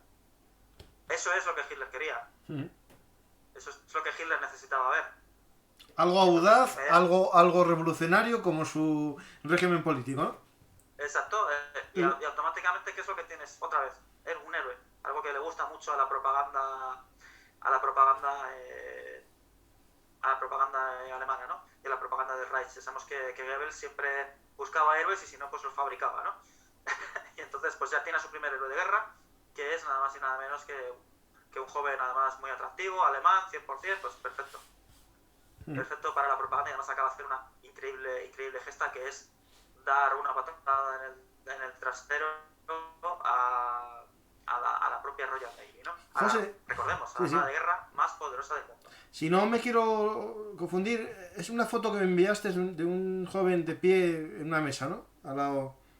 Es él, ¿no? Creo que sí. Sí, es él, sí. Pues acaso la estoy poniendo ahora mismo para los que lo están viendo en YouTube, para que lo veáis, porque... Creo que es Gunther Prien dando su... Un discurso, algo así, sí. Su conferencia de prensa. Justo, sí. No, bueno, sí, un discurso, sí. Puede ser también, porque es que claro, en el momento en el que Gunther Prien llega a puerto, pues da conferencias, da ruedas de prensa, pues claro, el régimen tiene que airear la gran victoria sobre la Royal Navy, ¿no? Y eso ya finalmente abre los ojos, por decirlo de alguna forma, a Hitler, y es cuando ya finalmente descarta el plan Z, que recordemos, el propio Raeder le pide el 3 de septiembre de 1939 que lo descarte, que como ya digo es algo que muy poca gente sabe, ¿no? Y entonces es en ese momento cuando se le da prioridad a las unidades, a los submarinos, a los submarinos y a las pequeñas unidades de superficie. Porque esto no quiere decir que solamente se fueran a construir submarinos, ¿no? Has hecho mención antes a las lanchas torpederas, a los dragaminas, Mm. qué sé yo, a los destructores, etcétera, etcétera, ¿no? De hecho, el papel de esas lanchas rápidas, por ejemplo, en Normandía atacaron y hubo varios ataques con estas lanchas, más que con aviones casi a los barcos de desembarco aliado en las playas de Normandía. Es decir, sí que tuvieron su papel ese bot en la guerra, ¿no? Porque al final eran baratas y podías hacer muchas con la tripulación que tienes que meter en un barco grande, ¿no? Es decir, a lo mejor en un destructor van 200 personas, pero en un acorazado van 500 y con 500 personas puedes armar casi, no sé, no más, 200 lanchas rápidas o 300. Claro, claro. Sí. El éxito de estas pequeñas embarcaciones se radica precisamente, ¿no?, en su coste barato, Mm. que son fáciles de producir y que pueden causar grandes daños a grandes embarcaciones, ¿no? Sí, sí. Es lo que demuestra que ya la fuerza en el mar ya no dependía de los grandes acorazados, sino de las pequeñas embarcaciones y posteriormente, tal y como vimos, principalmente, por supuesto, en el frente del Pacífico, de la aviación. Y hablando un poco de cuando dijiste que se comenzaba una carrera, ¿no?, de construcción de submarinos, es interesante un poco mencionar que se hizo una trampa, ¿no?, para engañar un poco a los servicios de inteligencia aliados, que fue una idea de Donich de numerar con números alternativos, pero de cualquier manera para que pareciese más, ¿no? Es decir, vamos a decir el 150, el 148, el 257. ¿Cuántos tienen, no? Sí, efectivamente, fue un pequeño truco que se le ocurrió a Denich, como has hecho mención, precisamente para eso, ¿no? Pues para tratar de ocultar la verdad, que Alemania apenas contaba con submarinos, ¿no? Entonces, por ejemplo, construyes el U-50 y luego del U-50 pasas al U-103, Sí. por poner un ejemplo, ¿no? Y claro, es por eso que a finales de la guerra, por ejemplo, nos encontramos el U-2100 y pico, ¿no? Es precisamente por eso, ¿no? Sí. Pues es interesante saber... Funcionó. Sí, funcionó. Al principio sí, seguro cuando había poco sistema de escucha o el espionaje era más insuficiente, seguro que funcionaba perfectamente. Es decir, claro, sí, no te dudas ninguna. Esto es igual que en los hoteles, que parece que son muchas habitaciones hasta que sabes el sistema de plantas, ¿no? Habitación 101, 205, y tú, ¿cuántas tienes? Hasta que te descubres con unos años que es la planta, ¿no? Pues seguro que otro sistema de matriculación podría haber engañado, pero es casi más ingenioso que no tiene ninguna lógica, ni una sucesión que sea, yo que sé, por ejemplo, el 1, los ligeros, el 2, los pesados, los 3, ¿no? No, que no tenga ninguna lógica, puede engañar mucho más. Y sobre todo, yo creo que, José, lo más importante es no hacer nunca un submarino con una matrícula anterior. Es decir, hay que ir siempre para adelante, aunque llegues al 5000. Claro. Exacto. ¿Dónde están los que hay entre medias? Los tienen preparándose para una misión, o los tienen, pues qué sé yo, en costas estadounidenses. Hay que tener mucho cuidado, ¿no? Pues más o menos vimos un poco este comienzo, ¿no? Y yo creo que podemos empezar un poco a hablar en sí. De Caldonis ya hablamos, porque habría mucho que contar a lo mejor de su vida, pero eso ya sería casi para un podcast un poco de su vida. Podemos hablar un poco del éxito de los U-Boot, las manadas de lobos, ¿no? Lo que llamaban ellos la Rudel Tactic, ¿no? Pues bueno, las manadas de lobos surgieron, como digo, principalmente a raíz de las experiencias que la Fuerza Submarina Alemana ya había tenido durante la Primera Guerra Mundial. ¿Por qué? Pues porque a alguien, pues, supuestamente, supongo que algún almirante de la Royal Navy decidió, para poder combatir a estas manadas de lobos, ¿no?, de la Primera Guerra Mundial, convoyes. Que es exactamente lo mismo que ocurre en la Segunda Guerra Mundial. Sí. Pero claro, los convoyes que en un principio hay en la Segunda Guerra Mundial no van protegidos, no tienen escoltas de ningún tipo. No hay defensa aérea, sino que simplemente pues van cuatro cargueros juntos o 3 petroleros juntos. Entonces eso favorece que estos barcos totalmente indefensos pues puedan ser atacados. ¿Cómo funcionaban las manadas de lobos? pues normalmente un submarino trataba de inspeccionar o revisar una zona en base a información previa. Normalmente esta información pues podía prevenir a través del servicio de inteligencia, podía prevenir a través del servicio de observación de la Luftwaffe o sencillamente a través del avistamiento de otros U-boat, ¿no? Entonces ya en Berlín o en la base donde estuviera el alto mando de Kardenich se veía más o menos a qué posible sector se podía dirigir el convoy avistado, y entonces en una cuadrícula del mar era donde se ordenaba a todos los submarinos de esa zona que acudieran. Entonces todos los submarinos se dirigían a esa zona para empezar a patrullar. Entonces el primer submarino que detectaba de nuevo a un convoy les empezaba a seguir y empezaba a emitir al resto de submarinos cada 2 horas, ¿vale? De tal forma de que siempre pues se trataba de mantener la persecución, por decirlo de alguna manera, y los ataques no se producían hasta la noche. ¿Por qué? Porque hasta la noche obviamente los submarinos son prácticamente indetectables, y entonces eso favorece su ocultación. En esta época aún no había radar. Los británicos tienen una cosa que se llama el ANSIC, que solamente puede detectar a submarinos que están a unos 1500 metros como máximo. Entonces con este sistema bastante nefasto, pues eso hizo que los pocos submarinos que tenía la Kriegsmarine en ese momento en el mar cosecharan pequeños éxitos, que poco a poco pues fueron aumentando a medida que aumentaba el número de submarinos. Pero claro, este aumento de submarinos fue muy gradual, porque en 1940 apenas hubo una construcción no recuerdo exactamente el número, pero era un número muy inferior a las necesidades que tenía la Kriegsmarine. Recordemos que Kardenich siempre estaba solicitando esos 300 submarinos. Sí. Esos 300 submarinos no los va a tener ni en 1939 ni en 1940. Si es cierto que se inician estas manadas de lobos, claro, es cazar a placer, porque los convoys no están protegidos. Entonces consiguen grandes éxitos con la poca cantidad de submarinos que hay, ¿no? De hecho, también se utilizan esta minas, época, luego también... Sí, dime. No, de hecho esta época se llama, este otoño, ¿no? Se llama la época de las vacas gordas, ¿no? Porque claro, en un mes, por ejemplo en septiembre, leo esta cifra, se hundieron 295.335 toneladas y en octubre 352.000 toneladas. Con poco más de 20 submarinos es un éxito increíble. O sea, claro, el tema es lo que viene después, cuando empiezan nosotros a espabilar, ¿no? Claro, para que nos hagamos una idea, son cifras soportables. Son cifras que Reino Unido puede soportar. Puede soportar porque el Reino Unido fabrica, por decirlo de alguna forma, 600.000 toneladas al mes. Entonces, si tú estás produciendo daños entre 100.000, 250.000 toneladas, es cuestión de matemáticas, ¿verdad? Entonces, los escasos submarinos que hay consiguen grandes logros, indudablemente, pero no ponen en peligro ese tráfico marítimo. No, y esto cuando entra Estados Unidos en guerra, ya no hay forma, incluso cuando vengamos después, de compensar, ¿no? Porque la fabricación es mucho mayor, sí. Claro, eso es.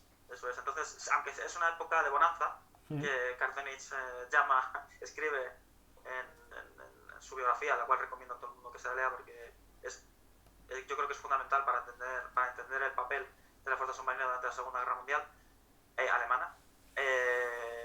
Lo deja muy claro, ¿no? Es una época en la que los ases submarinos consiguen grandes victorias sin muchos riesgos. Si es cierto que obviamente también algunos submarinos se pierden, y también algunas tripulaciones, pero con la poca producción que tiene Alemania de submarinos, pues es capaz de suplir estas pocas bajas. Pero claro, si, como digo, necesitas esta cifra de 300 submarinos para poder causar el daño suficiente como para hacer más daño que la producción que realiza el Reino Unido, pues no puedes poner en ningún momento en jaque el tráfico marítimo con Reino Unido. No, y aparte porque se produce un problema que es si tienes 300 submarinos, la tripulación es totalmente nueva, ¿no? Es decir, no tendría la experiencia ni los conocimientos para hacer daño. Es decir, es verdad que estos que se practicaron o aprendieron en la época de las vacas gordas, en el 42, que es cuando a lo mejor había más submarinos, no estaban vivos ya. y los que venían a sustituirles eran unos novatos 100%. Muchos de ellos marineros de agua dulce. Claro, claro, eso es. De hecho, bueno, esta época, por ejemplo, de las vacas gordas se pudo llevar a cabo gracias a que había submarinos que ya tenían algo más de alcance y a la caída de Francia.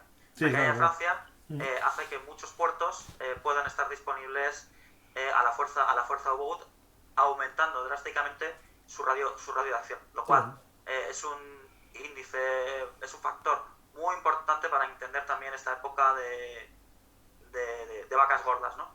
De hecho, como hemos dicho. Ahora mismo está una de las bases, creo que es la de La Rochelle o de Saint-Nazaire, estas bases que hicieron para proteger las bases de submarinos, y es interesante, o Lorient, una de esas. Yo pasé justo al lado de la Rochelle y se ve un mazacote de hormigón que a día de hoy lo utilizan los pescadores y el puerto de la ciudad, porque en su momento no fueron capaces de dinamitarlo. Quisieron eliminarlo, pero como no pudieron, lo dejaron como parte del puerto y ahí aparcan los barcos y tal. De hecho, pasó lo mismo con el Führerbunker, por ejemplo. Cuando los soviéticos tratan de dinamitarlo, lo único que consiguen dinamitar son los muros interiores.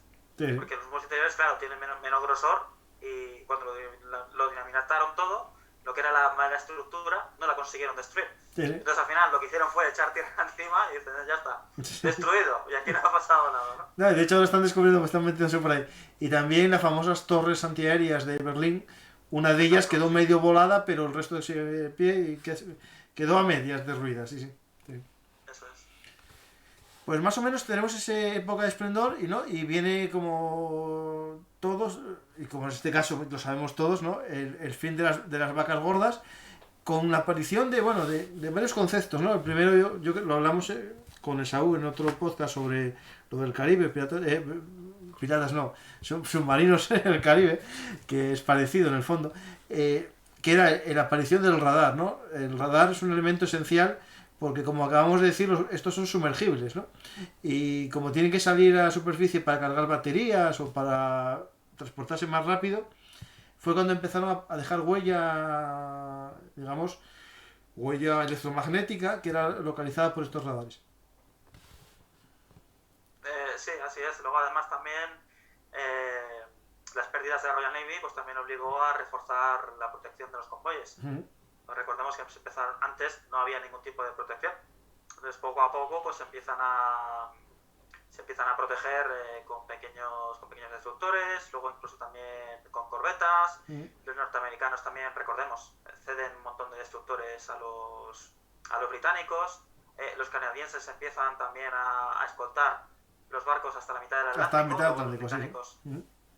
Eso es. Todo este tipo de factores también, junto con la descifración de la máquina Enigma, pues todo esto al final hace que poco a poco pues la Kriegsmarine empieza a tener que sus submarinos, pues como dices tú, sean más fáciles de localizar, ¿no? Y entonces, por ejemplo, en marzo de 1941, la Kriegsmarine, concretamente su fuerza submarina, sufre un duro golpe cuando 3 de sus máximos axes, que son héroes nacionales, que son Kremser, Sespe y Prien, los 3 desaparecen en combate. Prien y Sespe mueren, recordémoslo, y Kremser es capturado. Entonces, de golpe, los 3 mayores ases de la fuerza U-Boat desaparecen en un solo mes, ¿no? Sí, eso, la verdad que para la propaganda no sé cómo pudieron gestionarlo. Goebbels, ¿cómo gestionó eso? Bueno, ya sabes, muertos por la patria. Sí. O se enteraron la población varios meses después de cada uno, ¿no? Pues podríamos hablar un poco más, pero estoy viendo un poco así, recuperación británica, los nuevos tiempos felices, eso en el 43, ¿no? Que es cuando empieza esa expedición en las aguas mexicanas y venezolanas del Caribe, que sería un poco el momento de esplendor. ¿Por qué? Porque en estos lugares, como contamos en el programa, no había escoltas a priori, digamos, los barcos iban en solitario, petroleros que iban de Venezuela a Estados Unidos iban en solitario, y vio Dunwich que era un buen lugar para el ataque, ¿no? Y aquí no atacaban en manada, atacaban en solitario, eran submarinos que iban en solitario. Eso es, porque recordemos, las luces de las costas estaban encendidas, Sí, sí, también. los barcos no iban en convoyes, los barcos no iban realizando zigzag, los barcos no iban a plena velocidad. Pues vamos, básicamente que aquello fue, por decirlo de alguna forma, el tiro al pato. Sí, sí, sí, sí, sí. Propiamente dicho. De hecho, recordemos, un submarino U-Boat llegó al puerto de Nueva York. Un capitán de submarino alemán miró a través del periscopio y vio la línea de las edificaciones. ¿Eso hay una foto o es un montaje, esa foto? Eso ya no lo sé. Pero me suena haber visto, no ¿no? pero diría que... No lo sé, no lo sé. Es que yo me suena haber visto esa foto, no sé, o estoy soñándolo yo. No lo sé, seguramente sea un montaje. Porque ya te digo, yo no recuerdo que Hartigan hiciera una foto. Porque el capitán de submarino que mira a través de ese periscopio viendo los edificios, bueno, no los edificios, las luces de los edificios de Nueva York, que es Reinhard Hartigan, ¿no? Que es uno de los responsables de una operación muy famosa que se llama la Operación Redoble de Tambor. Y bueno, entrevisté a Reinhard Hartigan, lo podemos dejar para otro momento, y de hecho, bueno, parte de las respuestas que me dio Reinhard Hartigan precisamente sobre este momento, que es uno de los momentos desde mi favoritos para mí de la Segunda Guerra Mundial, ¿no? Hasta dónde podía llegar la fuerza submarina alemana es este, ¿no? Es cuando un capitán de submarino alemán pues ve Nueva York a través de su periscopio, ¿no? Y de hecho, no lo olvidemos, al no haber peligro, en el sentido de que no hay defensas, no hay defensas que puedan destruir a los submarinos, no hay escoltas a los barcos, los submarinos pueden hacer una cosa, que es emerger. Y disparar a cañón. Y disparar a cañón, ¿no? Exacto. Que es lo que hizo, por ejemplo, Reinhard Hartigan para conseguir bastantes de sus victorias en esta zona, ¿no? Sí, por ejemplo, en el Caribe contábamos que una refinería de petróleo la dispararon a cañonazos y la destruyeron. No sé si fue en Aruba, no me acuerdo el nombre ahora mismo de la isla. Pues... Claro, ¿pero por qué lo hacían? Para guardar torpedos. No, claro, los torpedos eran lo más caro y lo más necesario. Sí. No, porque claro, hay que recordar a tus oyentes que un submarino tiene un número limitado de torpedos. Entonces, esos torpedos se guardan solamente para grandes objetivos. Grandes objetivos puedan ser petroleros. Cuando tú te encuentras un barco de, no sé, 4.000, 3.000 toneladas, pues no vas a malgastar uno de tus preciados torpedos. Lo que haces es revisas que no hay ningún barco patrullando, pues emerges y haz a bombazo con el cañón, lo hundes, ¿no? Que fue, ya te vuelvo a repetir, es que muchos éxitos importantes de los alemanes en esta zona fue utilizando precisamente eso, ¿no? El cañón. Sí. De hecho, no sé si tú jugabas, yo tenía cuando era más adolescente un juego que era el Silent Hunter de submarinos, que era muy real. Sí, mítico. Y era muy habitual el uso del cañón. Esta época de esplendor, ¿no? Sigue un poco en el año 43, mayo, septiembre también, que es cuando empieza un poco la derrota, pero es interesante dar una cifra, que en marzo del 43 se consiguieron hundir 600.000 toneladas en junio. O sea, estamos hablando que en el 43 600.000, que es casi el doble que en el momento aquel de las vacas gordas, pero claro, son 600.000 con muchos más submarinos. Claro, eso es. Alemania pierde submarinos, pero la producción se ha incrementado literalmente exponencialmente. Entonces, al tener muchísimos más submarinos, pues puedes conseguir también muchísimos más éxitos. Afortunadamente, pues para la Kriegsmarine, hubo algunos comandantes de U-Boat que adquirieron suficiente experiencia como para saber en determinadas ocasiones cuándo ponerse en peligro y cuándo no. Entonces, eso también ayudó a conseguir esas 600.000 toneladas, porque claro, ya en este momento es cuando realmente las manadas de lobos están operativas de verdad. Porque claro, no es lo mismo atacar a un convoy de 17 barcos con 3 submarinos, pongamos, que con 50.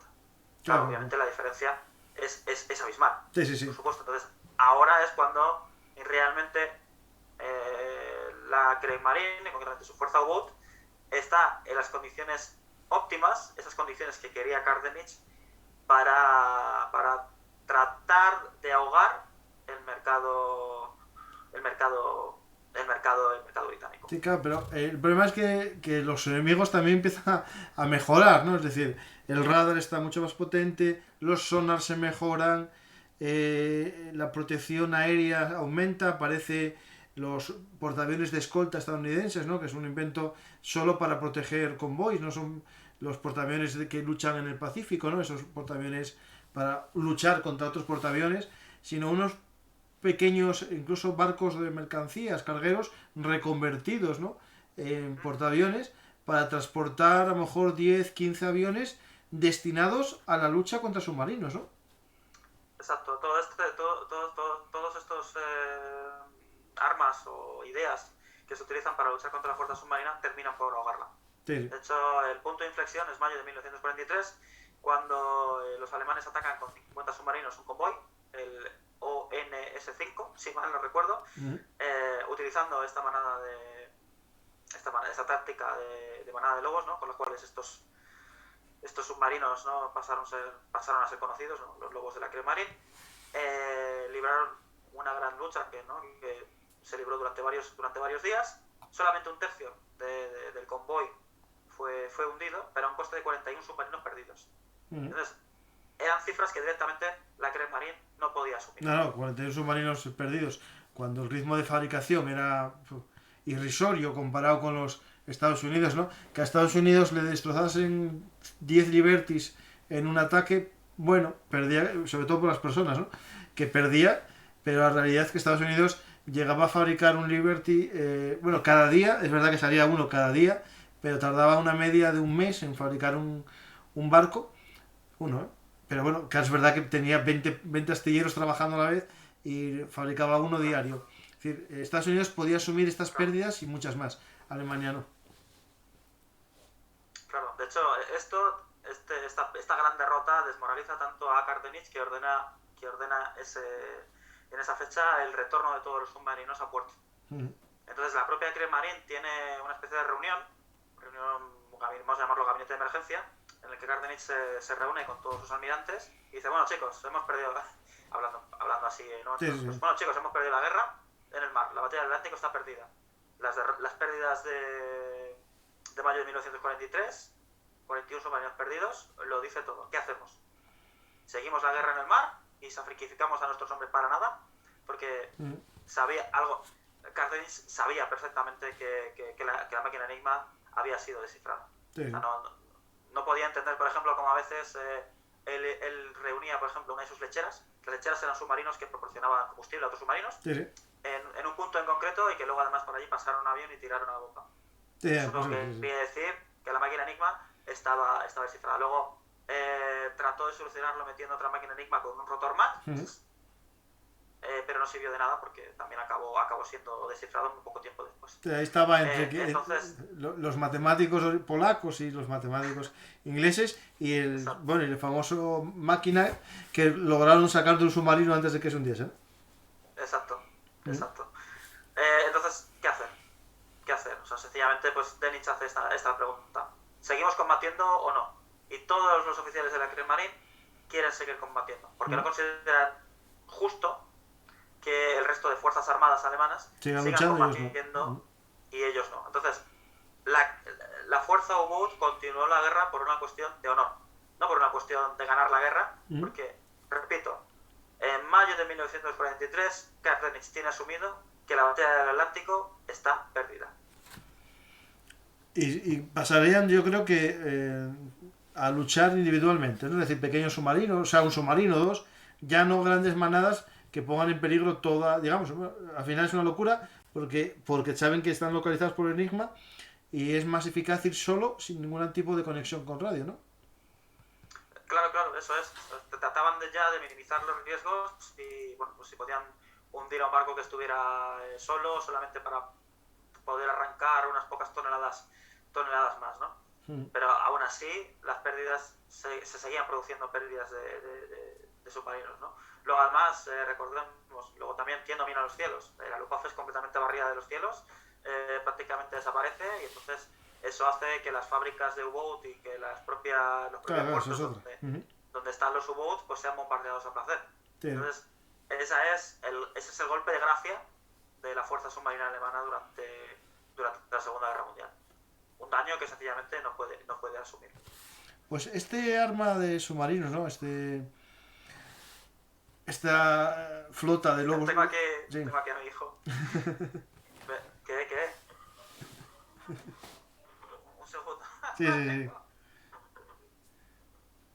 Pues yo mientras tanto, si quieres, los oyentes, os recuerdo que en nuestro nuevo programa de Bellum Artist Podcast, también ahora estamos en YouTube. Si alguno de vosotros lo está escuchando en iVoox o en iTunes, este programa se está emitiendo en YouTube con imágenes, con fotos y algunos mapas. En este caso no hay un mapa que acompañe esta conversación, pero sí tenemos muchas imágenes y podéis un poco ir poniendo cara a lo que vamos hablando.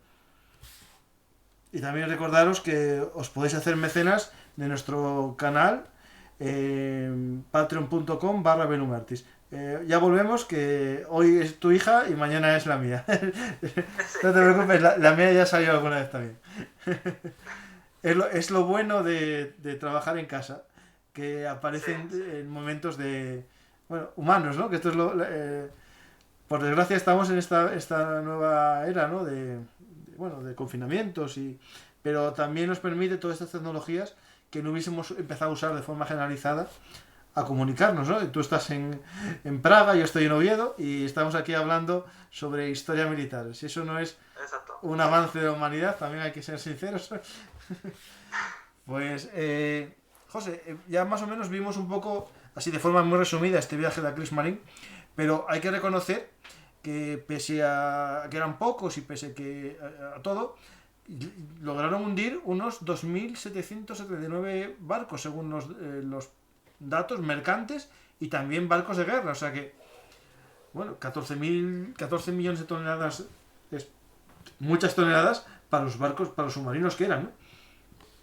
Sí, sin lugar a dudas. 2.779 buques que fueron hundidos, algunos de ellos, como bien has comentado, buques de guerra, pero las pérdidas alemanas también hablan por sí solas. Sí. Se construyeron 1.150, 1.160 submarinos, solo de los cuales 860, creo recordar, entraron en servicio, y 3 de cada 4 submarinos se hundieron. Sí. Normalmente con toda su tripulación. Sí. Lo cual quiere decir que esto nos da aproximadamente un índice de bajas del 75%, que es un mucho. índice de bajas abrumador. Sí, es mucho. Ninguna otra fuerza alemana durante la Segunda Guerra Mundial, Waffen-SS, tropas de tierra, Luftwaffe, etcétera, tuvo ni por asomo tal cantidad de bajas durante la Segunda Guerra Mundial. De hecho, tenemos un artículo que era dónde hubiese luchado en la Segunda Guerra Mundial o dónde me hubiese gustado luchar en la Segunda Guerra Mundial, y viene una serie de puestos y el porcentaje de muerte. Y sí, es uno de los más altos. Mira, hace poco grabé un programa sobre ratas de guerra o ratas de túnel en la guerra de Vietnam, que eran esas unidades que se metían, esos hombres que se metían en los túneles del Vietcong a buscar armas o que hubiese allí, y tenían un porcentaje de bajas, no de muertes, de bajas, del 30%, y aquí estamos hablando de un 75% de muertes, es decir, está claro que es una de las unidades más peligrosas de la historia militar. Es decir. Sí, vamos, sin lugar a dudas. Quiero decir, salvo que seas un legionario y estés en una de las 3 legiones de Varo. Sí, también, justo. Sí. Fue del 98%. Claro, pero no, porque el arma era la legión y la legión había otros sentaditos tomando el sol en España, ¿no? Pero claro, aquí no, aquí el arma era submarino y era 75%. Sí. Es verdad lo que tú dices. A veces hay unidades, una división de infantería que muere el 100%, pero otra no muere ninguno. O sea, claro, aquí sí, porque es el arma submarina, tiene un 75% de bajas. Hombre, también, claro, aquí se muere el técnico que está en la radio, se muere el ingeniero jefe, se muere el mecánico, se muere el tipo que limpia el cuarto de baño. Todo. Se muere la tripulación al completo. Sí. Y en tu libro vas hablando de personajes, ¿no? De héroes de estos lobos de mar, ¿no? ¿Alguno que puedas un poco hablar de los que conocemos en tu libro para dar un poco así a los oyentes una invitación? No hablar de su vida, sino todos los personajes que van así, alguno de los que más recuerdas al escribir el libro. Hombre, hay un dato, por ejemplo, muy importante que yo menciono en el libro, al cual le dedico pues como 50 60 páginas, creo recordar, que es sobre el tema de los juicios en Nuremberg a la Kriegsmarine. Por ejemplo, que es un dato que creo que es como el punto y final a la fuerza submarina alemana, ¿no? Que normalmente pues solemos dejar de lado. Entonces yo le dedico bastantes páginas porque en los juicios de Nuremberg la Kriegsmarine sale limpia. Sale limpia en el sentido de que no es responsable de crímenes de guerra, salvo un caso en concreto, ¿no? en el cual pues lo menciono en el libro, ¿no? Luego también otros protagonistas de la propia fuerza submarina son los propios submarinos, a los cuales pues también, como tú bien has comentado, le podríamos dedicar un único capítulo, ¿no? Por ejemplo, y obviamente también hablo muy ligera, muy por encima de todos los submarinos los cuales sirvieron en la Segunda Guerra Mundial, ¿no? En el bando alemán. Entonces, obviamente también hago como una especie de ranking entre los mejores. Hablo de Otto Kresmer, Otto silencioso, el cual era conocido, ¿no? Como el rey del tonelaje de los capitanes de U-Boat, porque fue el que más tonelaje hundió durante la Segunda Guerra Mundial. El propio Kresmer merece un libro aparte, y os lo digo porque su biografía es tan extensa y tan llena de anécdotas y cosas interesantes que me estoy planteando muy seriamente escribir un libro en el futuro, única y exclusivamente. En el libro le dedico muchísimas páginas, pero ya os digo, no es ni una cuarta parte de su extensa biografía. Claro, al ser el capitán de submarino que más toneladas hundió, pues indudablemente su vida está llena de acciones de combate, ¿no? Y esas acciones de combate darán pie también a muchas anécdotas. Por contaros una, por ejemplo, hay un momento en el que la tripulación de su submarino, de uno de los submarinos en los que él comanda, ¿no? Pues falla 2 torpedos. Falla 2 torpedos o falla 3 torpedos y el barco que está persiguiendo se marcha. Entonces, bueno, la tripulación está totalmente triste porque uno de los torpedos ha dado en un escollo del mar, lo típico, ¿no? Un escollo de coral o una piedra, y la tripulación está que echa pestes. Entonces Kresmer se le ocurre una idea y dice, bueno, enviad un mensaje al viejo. El viejo era el nombre con el que las tripulaciones se referían a Kartenich, diciendo que hemos tocado y hundido una Felson. Felson en alemán es piedra, ¿vale? Entonces, cuando acaban su misión y regresan a puerto, pues está todo el mundo allí como preparándose como una gran celebración, están ahí con los confetis, y él pues no lo entiende, dice, pero ¿qué ha pasado? ¿Qué ha pasado aquí? Justo pues cuando baja al puerto con toda su tripulación, pues vienen rápidamente a felicitarle. Le vamos a condecorar ahora mismo por hundir el Nelson. Así, esto lo ha hecho usted súper bien. No, que yo no he hundido el Nelson, que he hundido una Felson, una piedra, en alemán, ¿no? Entiéndase, ¿no? Entonces, como ya digo, tiene muchísimas anécdotas, y yo recojo las que yo he considerado pues no más divertidas, sino más llamativas, ¿no? Luego también hablo largo y extendido de Wolfgang Luft, que es uno de los pocos capitanes de submarino que fue condecorado con una de las máximas condecoraciones de Alemania nazi, que es la Cruz de Caballero con hojas de roble, que tuvo un final bastante extraño, porque él murió cuando acabó la Segunda Guerra Mundial, acabó muerto de un tiro en la frente, lo cual es una historia, ¿no? Que no deja de ser curiosa, ¿no? Y que recojo, como digo, también en mi obra. Y luego también las peculiaridades, ¿no? Que tenía este tipo, que parece ser bastante huraño, pero muy justo con sus hombres. Además, no era muy atractivo, ¿no? Porque tenía una calva muy incipiente. Entonces, en todas las fotos en las que él sale, por ejemplo, pues siempre trataba de ir con una gorra, ¿no? Luego, por ejemplo, pues hace poco vi un documental sobre un documental de National Geographic, Ujú. no recuerdo muy bien sobre qué era, y decía un tipo de estos que el tiempo máximo que había durado una misión de combate en un submarino era de 83 días.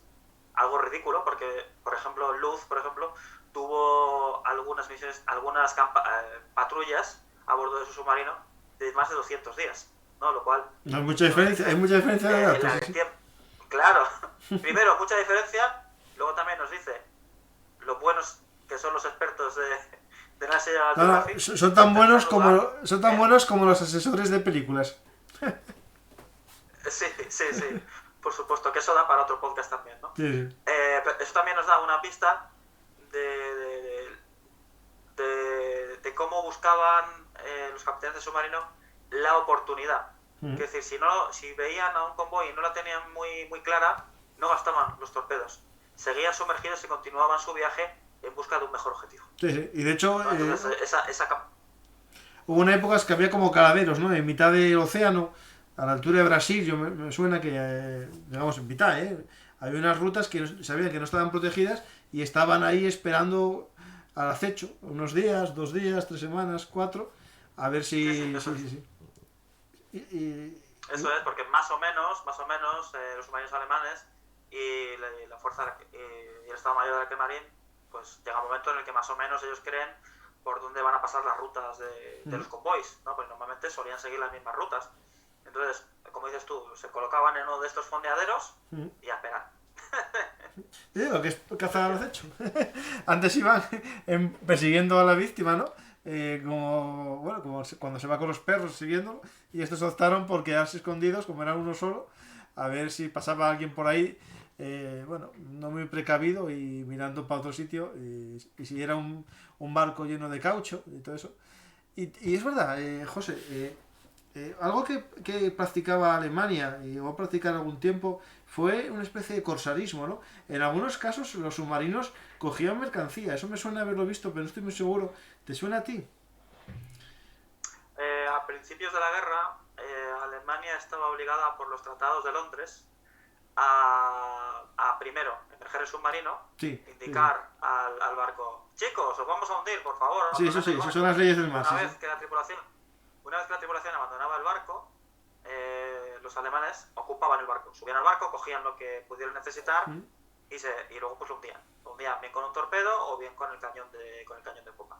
Entonces, este tratado que Inglaterra y Alemania debía seguir, Alemania lo siguió al principio de la guerra. Entonces, algunos barcos a principios de la guerra pues sufrieron, entre comillas, el saqueo. El saqueo por parte de las tripulaciones de U-Boot. Este tipo de saqueos también se produjo, a lo mejor en contadas ocasiones, en el Caribe, ¿no? Por ejemplo, cuando estos barcos iban sin ningún tipo de protección. Desafortunadamente, a medida que avanza la guerra, hasta los propios cargueros se arman. Sí, claro, sí. Se arman con cañones. Entonces, ya una vez que tiene un cañón, ya no... Veían emerger a un... Sí, efectivamente, colocaban un cañón y en el momento en el que emergía un submarino, pues se le ponían a dispararlo, ¿no? Entonces, claro, con el poco, por no decir un blindaje que tenían los submarinos, pues obviamente ya los submarinos no se ponían en riesgo, ¿no? Y entonces es por eso que Dönitz ordena la guerra total en el mar, ¿no? De hecho, en la Primera Guerra Mundial pasó... Algo que luego que después en el juicio se le echó la cara a Dönitz, en el juicio.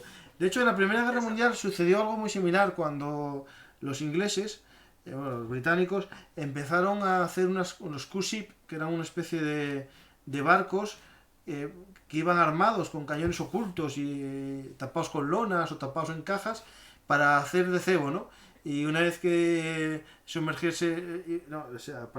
apareciese el submarino, dispararle, ¿no? Era una especie de trampa. Eso al final llevó a que en la Primera Guerra Mundial se disparase a todo barco sin avisar. Exacto. Entonces luego eso se trató de evitar con el Tratado de Londres de 1935 entre ambas potencias, pero ninguna potencia lo siguió. Y luego cuando acabó la guerra, como tú bien has dicho, Dönitz, eres culpable de no haber seguido el Tratado de Londres. Pero cabrones, si vosotros tampoco lo habéis seguido. Ese fue el crimen que le acusaron, eso sí. Y después, algo que mucha gente puede que no sepa, es que hubo submarinos de la Kriegsmarine actuando en el Pacífico, no digamos, sé que algunos llevaban misiones como secretas hasta Japón, llevaban planos de armas y incluso no sé si piezas de algún motor o algo así de aviones, ¿no? Sí, así es. Por ejemplo, uno de los submarinos que se pierde, que es el U-500 algo, no recuerdo exactamente el número, iba cargado con piezas de Messerschmitt 262 y de un Tiger 1 que Japón compró por 800.000 Reichsmarks, por 800.000 marcos del Reich, cuando el Tiger 1 tenía un precio, se supone, de 600.000 marcos, ¿no? Entonces incluso trataban de sacar, los propios alemanes trataban de Hombre, sacar... no, hombre, son los costos... Lo deja de ser un poco gastos de envío, se llaman gastos de envío. Sí, bueno, como vas a Canarias, pues mira, Canarias... Hay un poco más caro, y en este caso... Más. Sí, efectivamente. Sí. Y sí es cierto que hubo algún submarino en el Pacífico, pero como digo, fueron muy pocos y de forma... No, sí. Porque después en el Pacífico hubo otra guerra, submarinos, que en alguna película vimos, pero Japón tenía sus submarinos y Estados Unidos también, y en el Pacífico hubo su lucha. De hecho, bueno, hay películas de Hollywood muy famosas, ¿no? El famoso aquel submarino rosa que pintan en una película. En mi Silent Hunter que jugaba yo tenía una extensión que era en el Pacífico y jugabas con los submarinos estadounidenses, porque está bien más olvidado. Es decir, la gente asocia siempre el submarino a la guerra del Atlántico, ¿no? Efectivamente, los submarinos, y además es que no los utilizaron solo los alemanes, también los utilizaron los italianos, también los utilizaron los británicos, los norteamericanos, etcétera. De hecho, los italianos... Por ejemplo, hay... Sí, no, que los vamos a decir exactamente lo mismo. Sí, que los italianos lucharon en el Atlántico y en el Caribe, hubo barcos sumergibles italianos. Exacto, y de hecho hay algún capitán de submarino italiano condecorado con la Cruz de Caballero. Sí. Por ejemplo. Que es interesante porque ahí sí que es verdad que la gente no suele asociar italianos en el Caribe luchando en submarinos. La verdad que eso es algo que sí que hablamos en el programa del Caribe, pero es interesante volver a recordarlo aquí para los oyentes. Pues nada, José, yo creo que más o menos tenemos planeado una pequeña introducción, ¿no? Que era la Kriegsmarine y sus lobos del mar, y más o menos está cumplida la misión, ¿no? Llegamos a puerto y nos están tocando la orquesta y las guirnaldas y las flores y nos invitarán a ir a tomar una cerveza, ¿no? Sí, por supuesto. Y también a recibir las condecoraciones, por supuesto. Pero esas condecoraciones no nos serán entregadas por cualquiera, nos serán entregadas bien por el propio almirante Ryder o bien por el gran almirante Dönitz. Porque recordemos que todas las entregas de condecoraciones eran entregadas siempre por los almirantes. Siempre, obviamente, siempre que era posible, claro. Sí. Y de hecho, ahí nos tendríamos que afeitar, ¿no? Llegaríamos barbudos y para esa entrega de medallas pasaríamos antes por el baño para afeitarnos, ¿no? Claro, por supuesto. Bueno, siempre que se pueda, ¿no? Sí. Pero bueno, para entregar medallas yo creo que podemos. Porque eso es algo que sí que, bueno, en la película clásica de Das Boot se ve perfectamente cómo salen perfectamente limpios como un buen soldado alemán y al final parecen el pirata del Caribe. Sí. Si te parece, yo quisiera terminar con un pequeño mensaje que envió mi capitán de submarino favorito, Rehan Hardegen, al que digo, como ya os he comentado, tuve el placer de entrevistar muy brevemente por teléfono, porque ya tenía más de 100 años, cuando le hablé antes de recibir varias cartas de él, ¿no? Que es la operación con redoble de tambor, que es una de las operaciones más exitosas de un U-Boot durante la Segunda Guerra Mundial. Entonces este fue el mensaje que Hardegen envió al Estado Mayor. Para 7 petroleros ha sido su última hora. La U-Trampa les hundió despacio. 2 cargueros yacen en las profundidades también, hundidos también por el golpe de tambor. Pues el golpe del tambor cerrará nuestro programa y espero que no haya sido tu primer y último programa conmigo aquí hablando de historia militar, y cuando quieras, esta es tu casa. Yo siempre se lo digo a los nuevos invitados y al final todos repiten, y si sigues nuestros programas verás que hay muchos que son ya asiduos y tienen sus series, y tú, José, puedes perfectamente hacerte uno de nuestros expertos en la Segunda Guerra Mundial que te gusta y sé que te encanta, y como tienes muchos libros que podemos dar a conocer y sin hacer spoiler, porque nuestra idea es nunca hacer un spoiler de un libro, sino como tenemos la capacidad de enrollarnos, de a lo mejor de un capítulo sacamos un programa de 3 horas y el oyente, el resto, lo descubrirá con tu libro, ¿no? Sí, claro, por supuesto. Allí tienen el libro cargado de anécdotas, porque creo que muchas veces nos olvidamos de un factor muy importante de la Segunda Guerra Mundial, que es el factor humano. Sí, yo trato de recuperar esas historias a través de las biografías de los personajes que la vivieron, ¿no? Mucha gente le gusta estudiar historia. A mí me gusta hablar con la gente que escribió esa historia. No, sí. Yo no tengo la suerte de tener de la capacidad tuya, a lo mejor, de contactar con esa gente, y yo me dedico más a leer, pero es verdad que lo que estás diciendo es cierto. Es decir, la historia no solo son archivos. De hecho, a mí los libros que me gustan de historia militar no son los que describen batallas, sino que describen lo que sienten las personas que estuvieron en esa batalla, ¿no? Y es lo que... Claro, mira, yo... Sí, continúa. No, que es lo que hace un libro, digamos, vivido, ¿no? Es decir, vivir las experiencias de un soldado que a lo mejor era anónimo y en el campo de batalla no veía mucho, pero muestra su visión del campo de batalla, que es lo más importante. Es decir, al final, a mí particularmente los libros de grandes generales en sus memorias que cuentan cómo movían millones de tropas no me gustan. Prefiero leer un libro de un soldado raso que cuenta su vida, sí. Claro, sin lugar a dudas. Y luego, además, pues pocos de ellos recogen sus memorias.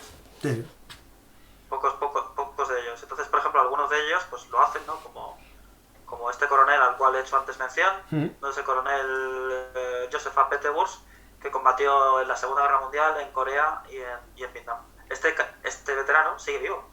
Sí. Yo he contactado con este veterano, me he leído su biografía, la cual tengo aquí en la mano, y claro, he podido decirle, ¿esto por qué?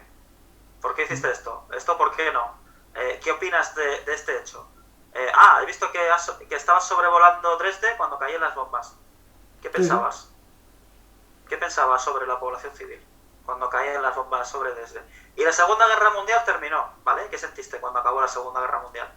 ¿Qué sentiste cuando pilotaste por primera vez el P-51 Mustang? Y el P-40, ¿qué me puedes contar del P-40?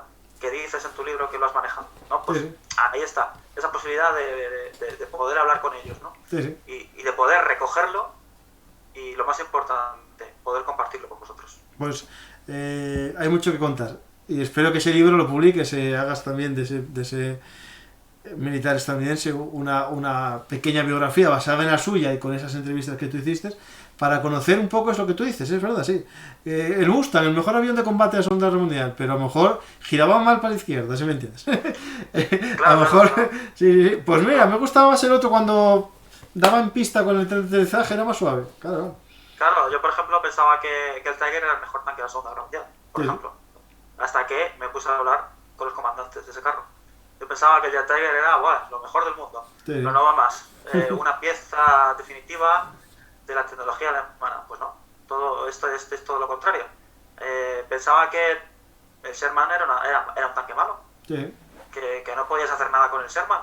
Y luego hablo con un mayor que combatió la Segunda Guerra Mundial, miembro del staff de Patton, que me hizo cambiar de idea. Me dijo, mira, el Sherman es bueno por A, B, C, D, E y F.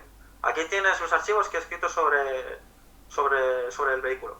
Me lo leo, digo, joder, pues el tipo tiene razón. ¿No? Y claro, no es lo mismo leer algo que te diga un tipo, no, es que esto es de esta forma, ¿no? Entonces al final, pues, abres los ojos y dices, ¡hala! Pues sí, es verdad.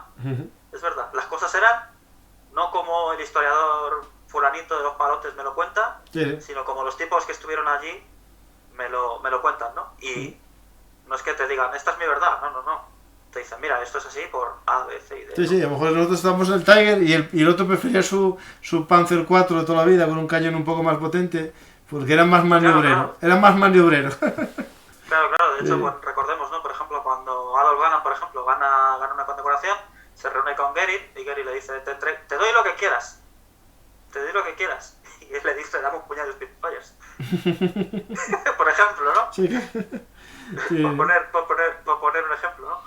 Entonces sí, sin lugar a dudas, te digo, me gusta recoger estas historias y dar a conocer biografías de gente olvidada, ¿no? Por ejemplo, ya por cerrar y por no extenderme demasiado, porque podría tirarme horas y horas, he entrevistado a varios supervivientes de la Copa de Hiroshima, por poner un ejemplo. Estos supervivientes me envían fotos de vez en cuando. Entonces, mira, esta es mi foto cuando estaba en el colegio, cuando tenía 13 años. Entonces yo cojo la foto, yo miro la foto y digo, vale, ¿cómo se llama la chica que está a tu lado? Porque si tú no me dices ese nombre, yo, hablando con esta superviviente, por ejemplo, digo, si tú no me dices el nombre de tu mejor amiga, el nombre de tu mejor amiga, a qué le gustaba, a qué asignatura iba, cómo falleció, etcétera, etcétera, esto se va a perder. Se va a perder y nadie va a saber cómo se llamaba tu mejor amiga. Ah, pues mira, mi mejor amiga se llamaba Yuko, le gustaba A, B, C y D, y desafortunadamente, pues, al día que sabemos, pues, fallece. Sí. No. Entonces, ahí está la riqueza del ser humano, ¿no? Nuestras memorias, nuestros recuerdos. Si no recogemos esos recuerdos, los atesoramos y los guardamos, como ya he dicho, será tarde, ¿no? Sí. Desaparecemos como una gota del agua, ¿no? Es decir, básicamente, sí. De hecho, la gente desaparece cuando nadie se acuerda de ella. Pues si consigues en un libro que aparezca su nombre en un pie de foto, pues sí que es verdad que menos gente, alguien tendrá constancia de la existencia de esa niña que murió en Hiroshima. ¿Sí? Claro. Sí. Yo tengo una lista en espera de 3 o 4 veteranos que quieren compartir sus memorias. Entonces, yo todas las noches estoy desde las 8 de la tarde hasta las 3 de la mañana escribiendo sin parar. Para que este veterano, por ejemplo, tenga en su mano el libro en castellano. Bueno. Es lo que hice, por ejemplo, cuando escribí el libro de Ases Panzer de la Segunda Guerra Mundial. Había 3 veteranos que participaron en el libro.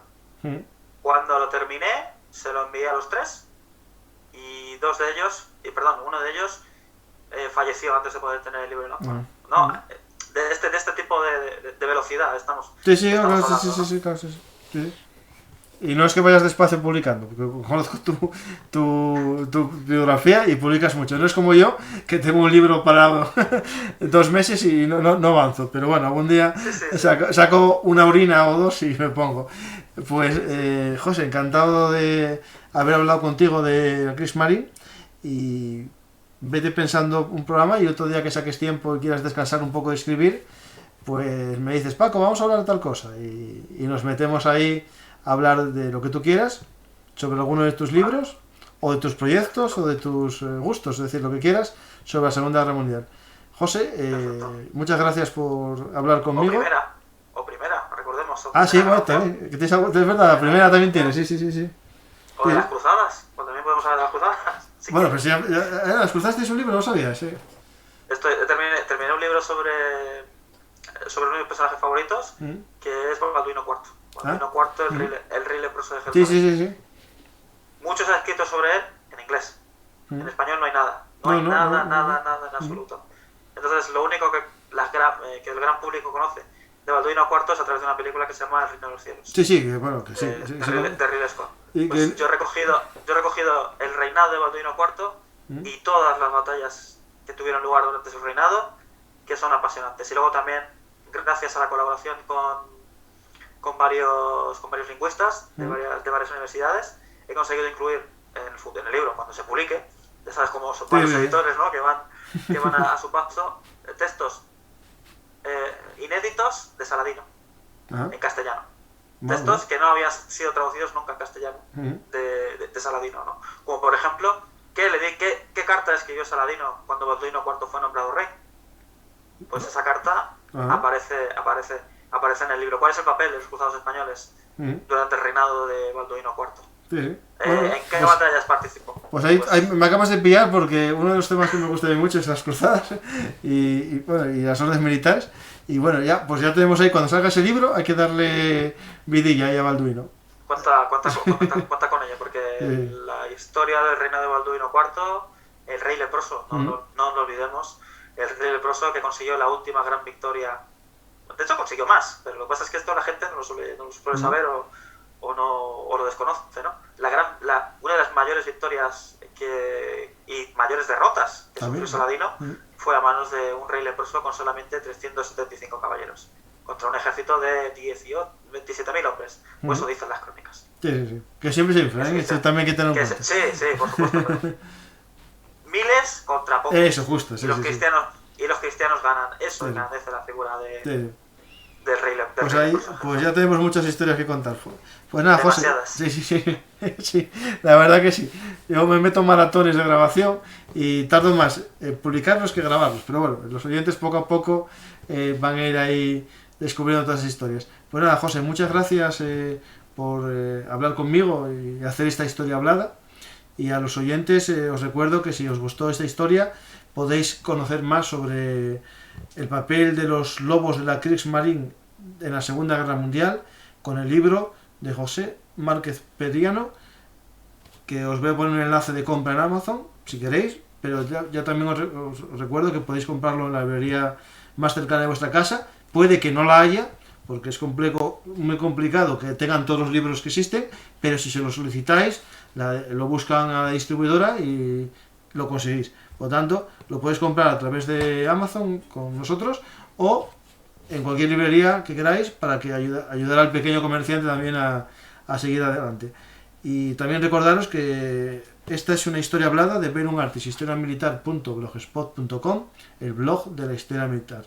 Nos podéis seguir en todas las redes sociales y si nos escucháis ahora en iVoox o en iTunes, saber que este programa se está emitiendo también en YouTube con imágenes para que, nos podáis ver las caras a José y a mí y también algunos barcos submarinos que estuvimos mostrando a lo largo del programa.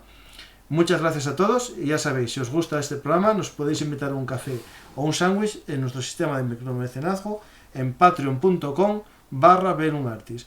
Muchas gracias a todos y hasta la próxima historia.